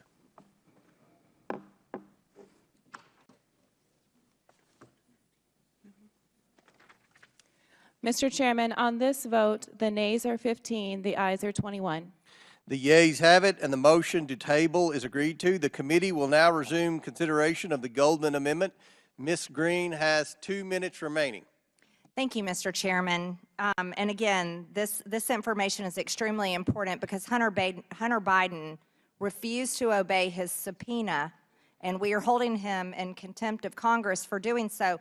This is important evidence of human trafficking, Mann Act violations that we had questions for the president's son about. And there's evidence. I'd like to show the evidence of payments. These are payments made from Hunter Biden and his law firm to so-called assistants. These were not assistants. These are prostitutes that he was trafficking. And I think these victims are important. And just because our Democrat colleagues don't like the evidence doesn't mean that it's not relevant. And I'm especially offended by the women on this committee that don't care about these women's rights. They're victims of Hunter Biden. Here's another excerpt from bank reports talking about victims. These are banks. And these banks are identifying these women as victims. Victim 2. Talking about victim 2, victim 1, each appear to be in the adult entertainment industry and are receiving payments from Hunter and Owasco PC. It is unclear what relationship Hunter or Owasco PC have with these individuals. And based on public media, it appears possible the payments may be associated to prostitution or adult entertainment services. Victim 2 is a New York resident and employed as freelance. Per internet research, she is a social media influencer and adult entertainer.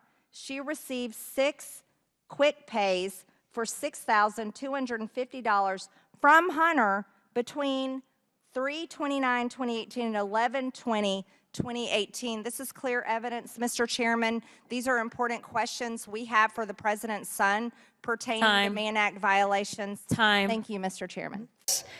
The bill H.R. 5274. Those in favor say aye. Those opposed say no. In the opinion of the chair, 2/3 being in the affirmative. For what purpose does the gentleman from Texas seek recognition? Request the yeas and nays. Pursuant to Section 3S of House Resolution 8, the yeas and nays are ordered. Pursuant to Clause 8 of Rule 20, further proceedings on this question are postponed.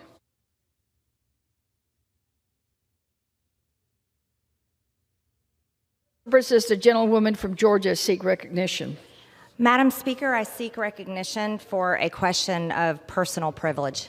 The chair has been made aware of a video basis for the gentlewoman's point of personal privilege. The gentlewoman from Georgia is recognized for 1 hour. Thank you. Madam Speaker, I would like to address the House and talk about how I've been mistreated as a freshman member of Congress and how crimes have been committed against me. They've been caught by the Capitol Police. They have been sent to the Department of Justice. The Department of Justice is refusing to prosecute these crimes. This is another example of the two-tiered justice system that we are living under right now under the Biden Department of Justice and Democrat leadership. Now, I'd like to go back to the beginning. These come on many news articles that have come out just on the news that this has happened to me. But I would like to remind the House that starting on February 4th, as a freshman member of Congress, I was kicked off committees by the Democrat majority and 11 of my Republican colleagues, unfortunately. So I serve here as a member of Congress without committees representing my district, but I've continued to work hard. I would also like to remind the House that on February 24th, after we had voted on the Equality Act and we had been debating back and forth, I had made many statements based on my beliefs, based on biblical truth, based on the beliefs of my district that I represent, that there are only two genders, male and female, and I stand firm on that. But yet it was my Democrat colleague across the hall placed a trans flag across the hall from my office to apparently maybe shame me for my vote. That had happened.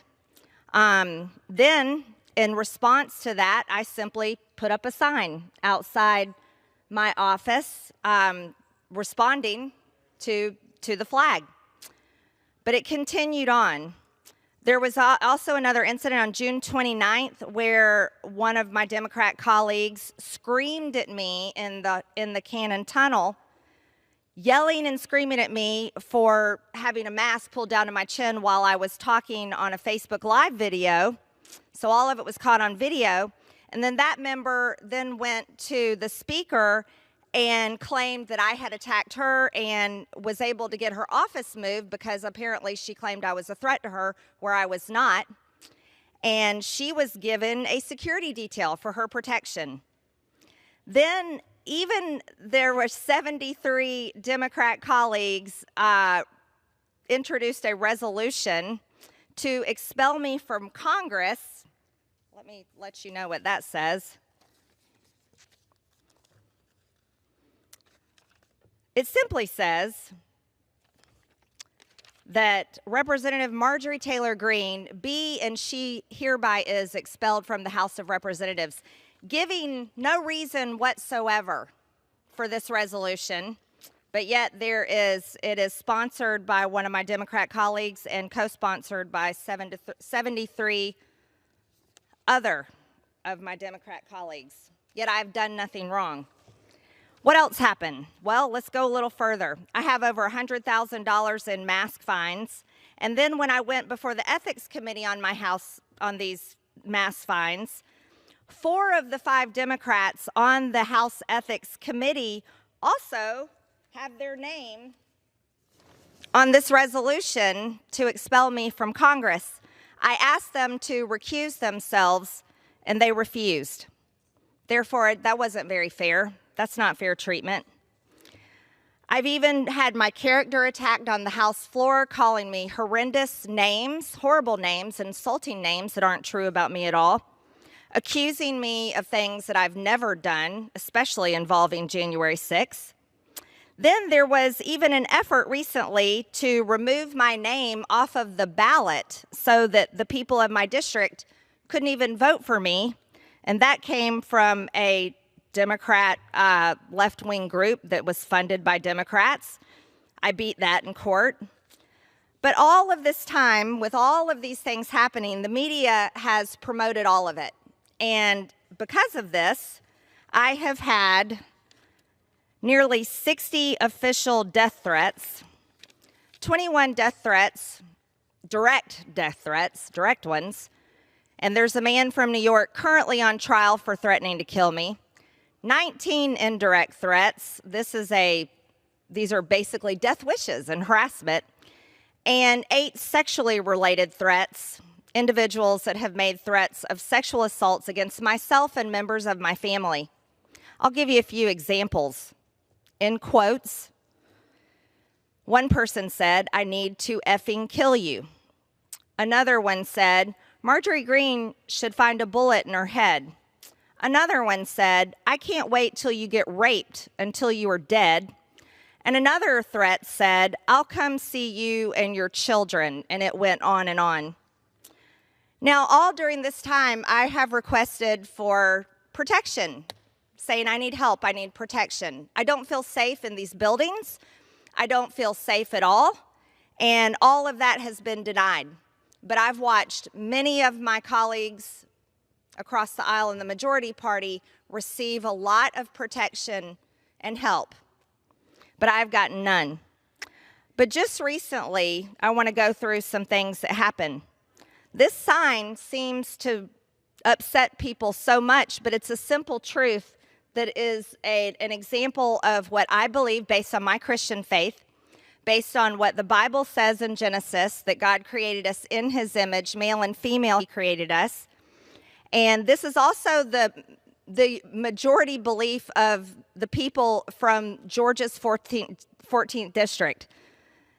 This sign has been attacked repeatedly. As a matter of fact, it's been attacked 11 times. 9 times it's been vandalized, twice it's been stolen.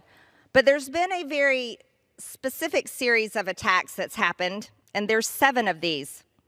January 25th was the first report of 2022 was the first report of this type of destruction. And this is where, instead of people writing on it or stealing the sign, this was where someone decided to put a sticker on the sign with using Bible verses to attack my Christian faith and covering mostly the word female. You can take that one down, Taylor. Then the sign destruction continued. Each time we would replace it, the same thing would happen again. And I want to remind everyone, this is when our house offices were still closed to the public. So it was apparent that it was someone working, a staff member somewhere in our office building. So again, it showed up, another sticker attacking my Christian faith, mostly over the word female. It happened on February 1st, 2022. Then on February 2nd, 2022, then on February 22nd, you can put up another one, Taylor. And on February 28th. So each time the stickers were placed on the sign attacking my Christian faith, even if I wrote something back, it didn't matter, another sticker would appear. You can go ahead and put another one up. And every single attack had to do with a Bible verse, and it was directed at me, maybe even saying a sticker of a picture of Jesus that said, "I never knew you, MTG." That was on the previous one. So my staff and I, we had been communicating with the House Sergeant-at-Arms multiple times, but we were never getting a response. And I had requested cameras multiple times, but not getting any cameras. until finally the House Sergeant-at-Arms came to my office, and I talked to them out in the hallway and was very loud in the hallway about my need for surveillance cameras because I have nothing to hide. I'm perfectly fine with all the cameras in this building, all the cameras in Longworth where my office is. Myself and my staff have nothing to hide, but clearly there's other people that do. So I was demanding surveillance cameras because this entire time this had been going on at this point, it had been over a year. And the person that was continually attacking this sign is also attacking me and is angry at me. I did not know if this was a person that I got in the elevator with alone. I did not know if this person was someone that I may be on an escalator with, passing in the hallway, passing on the stairwell. I didn't know if this is a person that maybe personally knew me or someone I had never talked to in my life. But what I did know is the attacks kept coming. They would not stop. There was someone that worked in the building, and they clearly hated me. And I felt very unsafe. I felt my life was in danger, especially with the amount of death threats that I receive against myself and my family, and the complete refusal from the Sergeant-at-Arms leadership to provide me with any kind of security or protection. But finally, they put surveillance cameras up, and that was installed by the House Sergeant-at-Arms on March 4th. But guess what? Additional destruction continued. It happened again on March 10th. How about that? 6 days after the camera went up, the sign was attacked again. And of course, against my Christian faith, attacking my religion, and always making sure it was somewhere covering the word female on the sign, attacking my gender. So, but this time on March 10th, there happened to be a camera installed. So the suspect was caught on camera on March 10th, and again, he was caught on camera on March 11th. So 2 times in 1 week he was caught. But you know what? They didn't tell me who it was. They refused to tell me who this person was. They caught him on camera.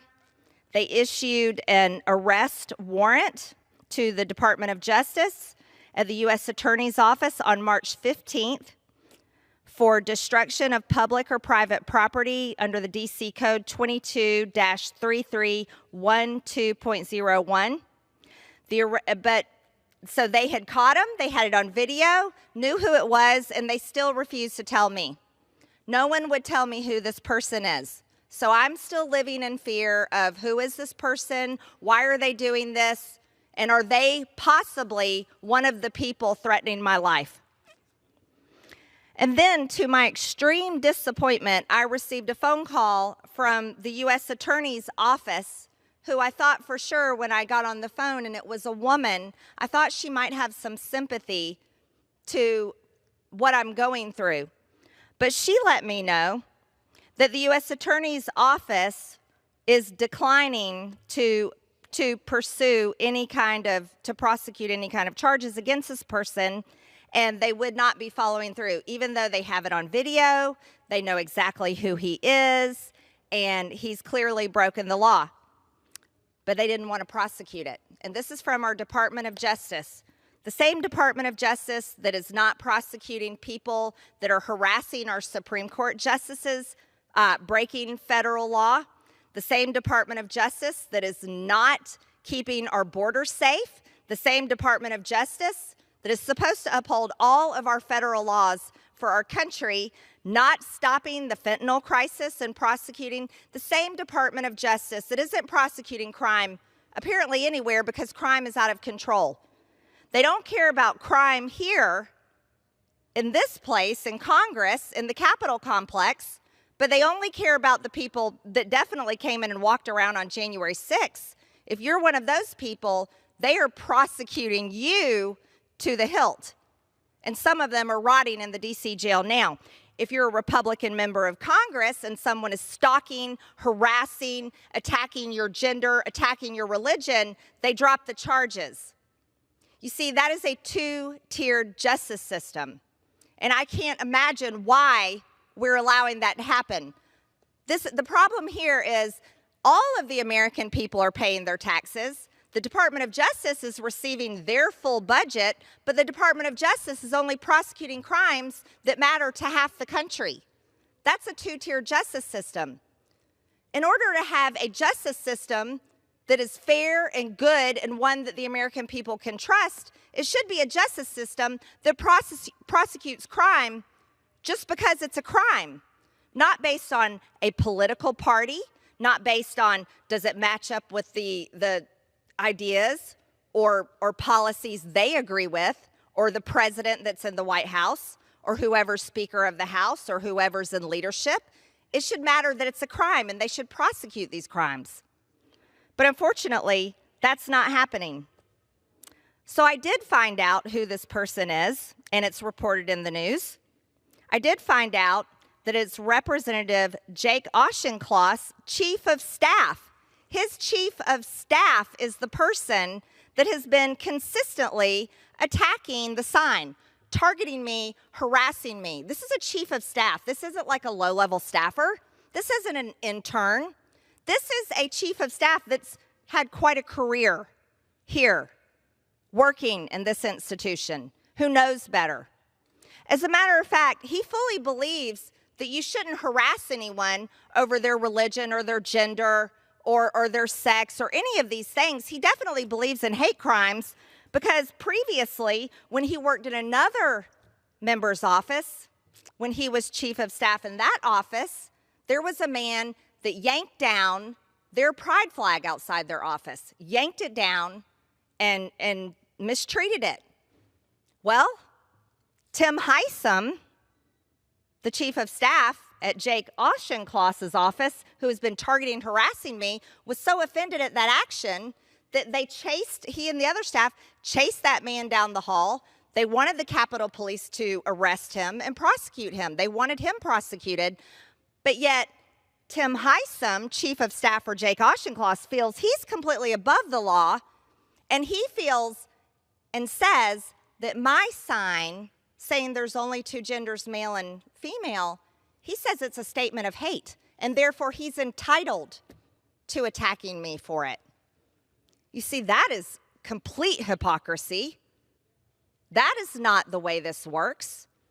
Why is one above the other? It shouldn't be. I thought in America, aren't we all equal? Aren't all of our beliefs protected? Isn't our speech protected? Why is my religion under attack? Why is Christianity under attack? Why is my belief in defending women and girls' privacy rights in sports, why is that wrong? But yet it's okay for him to defend the pride flag and be angered and upset and want to arrest and prosecute someone when they attack it. Two-tier justice system. This is a man that I don't know. He doesn't know me. I didn't know who he was until a few weeks ago. I had no idea. And you know, for a time, I've been in my office building many times late at night. But I don't go there by myself anymore because of this man right here. I don't know if he's one of the death threats that have called my office. I don't know if he's one of the people that mail in disgusting, horrible things to me in my office. I don't know what else he would do because he feels he's above the law and beyond reproach. I also don't understand why his boss, Representative Jake Auchincloss, still has him employed. Because I'll tell you right now, if anyone in my office, if any of my staff were to do what he has been doing to another member of Congress, they would be fired. And my staff would never do it. Since early on in our term, when my colleague across the hall from me attacked me on Twitter by starting on my nameplate and turning the camera to herself where she planted the trans flag, no one in my office, none of my staff has touched her flag, nor would we, because we respect her freedom of speech and her right to have it there. We would not touch it. But that's not how I have been treated. I've been treated much differently. I've been attacked over and over and over and over. And then finally, when I got video surveillance cameras, the Capitol Police did a great job. They caught him, they issued a warrant for his arrest, and they sent it to the Department of Justice. But the Department of Justice doesn't care. Why? Probably because I'm a Republican. We don't have a Republican White House. We don't have a Republican-controlled Congress. So why should Republican Congresswoman Marjorie Taylor Greene matter? Apparently, I don't matter, my safety doesn't matter, and the beliefs of my district don't matter. Not to the Department of Justice. They have no interest in prosecuting Tim Heisem for attacking me 7 times, twice caught on video. Nope. They don't care. Because half of the country doesn't care to them. But let's go a little bit further. There's been more things that have happened. I mean, I feel like it's almost like high school mean girl behavior. But this is supposed to be Congress. Well, we also had a situation on June 16th, just last week. There was a certain film crew that works for Stephen Colbert, had been basically stalking me all day long, going throughout, following us around here. My staff was very helpful in putting me in the car and keeping me away from them. They ended up outside my office. My staff took me somewhere else so I didn't have to go there. But then, now we find out that it was a certain Democrat member who's serving on the January 6th committee who let him in the buildings. And then when the Capitol Police threw him out, it also happened to be Congressman Jake Auchincloss and Tim Heisem's staff that let them back in late at night. And you know whose office they were going to? Mine, my office. So this is more behavior where I don't feel safe. I feel like my life is constantly threatened. I'm constantly harassed. And this is no way for anyone to have to do work here. This place should not be run like this. This shouldn't be allowed. Now, while the January 6th committee is currently accusing one of my colleagues, Representative Barry Loudermilk, of giving tours, which is a lie about him, they are lying about him and saying he did something he did not do. They, at the same time, were letting these people all in our office buildings, we don't even know where all they went, but they know, and the Capitol Police know. They were allowing them to go everywhere as if they're doing some sort of insurrection. Why is that being allowed? Why do they get to have tours and free reign running all around the hallways and attacking members' offices? But then we get accused of something horrible? This is wrong. You know what people care about? People care about inflation. They can't afford groceries. Mothers can't find baby formula. Women can't find tampons. People can't afford gas. People are so upset about crime. People are so upset that no one cares that we even have a border. These are the things that people care about. They don't care about the petty, ridiculous garbage that happens in this place. But this is what we're dealing with because the Department of Justice will not prosecute any of these crimes. And it's all about politics. Aren't politics disgusting? I'm so sick and tired of politics. The whole reason why I ran for Congress is because I was upset that we're a nation in debt that we'll never be able to repay. And I have 3 children, and I hope to God I have grandchildren, and I don't know what's going to happen to their lives. I was upset because our economy is so fragile and at risk of crumbling. I was upset because our nation had been shut down over a virus, and we should have never been shut down. I was upset because I feel like we have the greatest country in the world, but it's this place that doesn't respect it.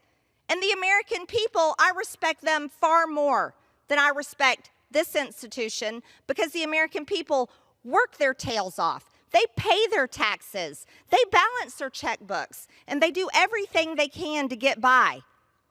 But here, we play political games where chiefs of staffs who know better attack women. over our religious beliefs and about the fact that we refuse to back down about there only being two genders. So what is that going to end up being? If that is if that's a comment of hate, am I going to end up being locked away in jail somewhere? If so, you can put me in the dungeon and I'll still scream it from the pits of the dungeon of a jail because it's my belief and it's the truth. But women are under attack, girls are under attack. We have no more rights because any man that decides that he calls himself a woman can invade our spaces. And any man that said when we stand up against it can attack us and the Department of Justice will do nothing about it. What kind of Congress is that? Aren't we supposed to be the body that legislates the laws and creates the budgets and funds the Department of Justice? We're supposed to be. But no, we're doing things like this. So I get to go here. I'm here at work this week. Tim Heisom is still chief of staff for Representative Jake Auchincloss. Representative Adam Schiff, who's currently on the January 6th committee right now, lying about Republicans who let in Stephen Colbert's Gang of Seven Democrat activist film crew, he still has his committees. I don't have committees. This isn't how people should be treated. This isn't right. And here's the other thing. It's not just me that feels this way. There are tens of millions of Americans, hundreds of millions of Americans that agree. They're tired of it, sick and tired of it. So while this institution is making a mockery of itself with its January 6th committee, the Department of Justice refused to prosecute all of the BLM rioters. No, their charges got dropped. And everyone that did come in here and riot, and by the way, I didn't like it either. I didn't like it at all. It scared me a lot. But those people, oh, they've been charged. The Department of Justice will do that. But they won't prosecute this man, and his boss won't fire him. No, he gets to keep his job. Again, I want to remind you, if my staff, imagine, had attacked my colleague across the hall, had attacked her trans flag, I cannot even imagine what would happen to them. Not only would I have fired them, they would have been arrested, and they'd probably still be in jail. And their names and their lives and every detail of their life would be spread all over the news. People would know where they went to elementary school. They'd know their mom and dad. They'd definitely know their address, I'm sure. They'd have their phone number. They'd see every social media post, text message, or whatever. It would all be out there. But no, that's not how it works for us. And that's a two-tiered justice system. And the reason why I bring this up, is the way that I have been treated, mistreated really, since I have come here as a freshman member of Congress. And I want to remind everyone, I've never been arrested. I've always paid my taxes. I have not broken the law. I have done nothing wrong. It's the majority party that doesn't like my speech. That's it. So I've been kicked off committees. I've been routinely attacked. I have been lied about. My character has been completely destroyed, not only by people in here, but the media definitely helps them. I have so many death threats. I've had to pay for my own personal security. And now the Department of Justice will not prosecute someone when they are caught committing a crime against me, against my gender and my religion, attacking me over and over and over again. You know something? The way this place treats me is exactly the way conservatives, Republican voters, and many Americans feel treated. They feel mistreated because this place only cares about itself. This place cares about what happens here and is so disconnected to farmers who are about to go out of business, mothers that can't find baby formula, women that can't find feminine products, the border, just be all those towns overrun. They try to help the people so much, they can't even help anymore. The crime that's increasing, the billions and billions of dollars that we're sending over for a proxy war with Russia and some other country to protect their borders, but we won't protect our own. The American people feel mistreated, the same way I feel mistreated. And it's completely wrong. It needs to change. You see, this is a place where we should all be working together. It shouldn't be hard for Republicans and Democrats to come up with a budget that serves our country. It shouldn't be hard for us to work together to fund a Department of Justice that prosecutes crimes in America, crimes against members of Congress. That should be something we care about. This shouldn't be complicated. But somehow it's complicated, and it's all complicated because of the disgusting industry called politics. And that needs to change. We're going to hit a point one day where the American people, they're so sick of us. They're sick of Congress. They're sick of what happens here. And we're going to hit a point one day where the American people, not only are they sick of us, but they just won't trust us anymore. And you want to know something? I don't blame them one single bit. Madam Speaker, I yield back my time. The gentlelady yields back.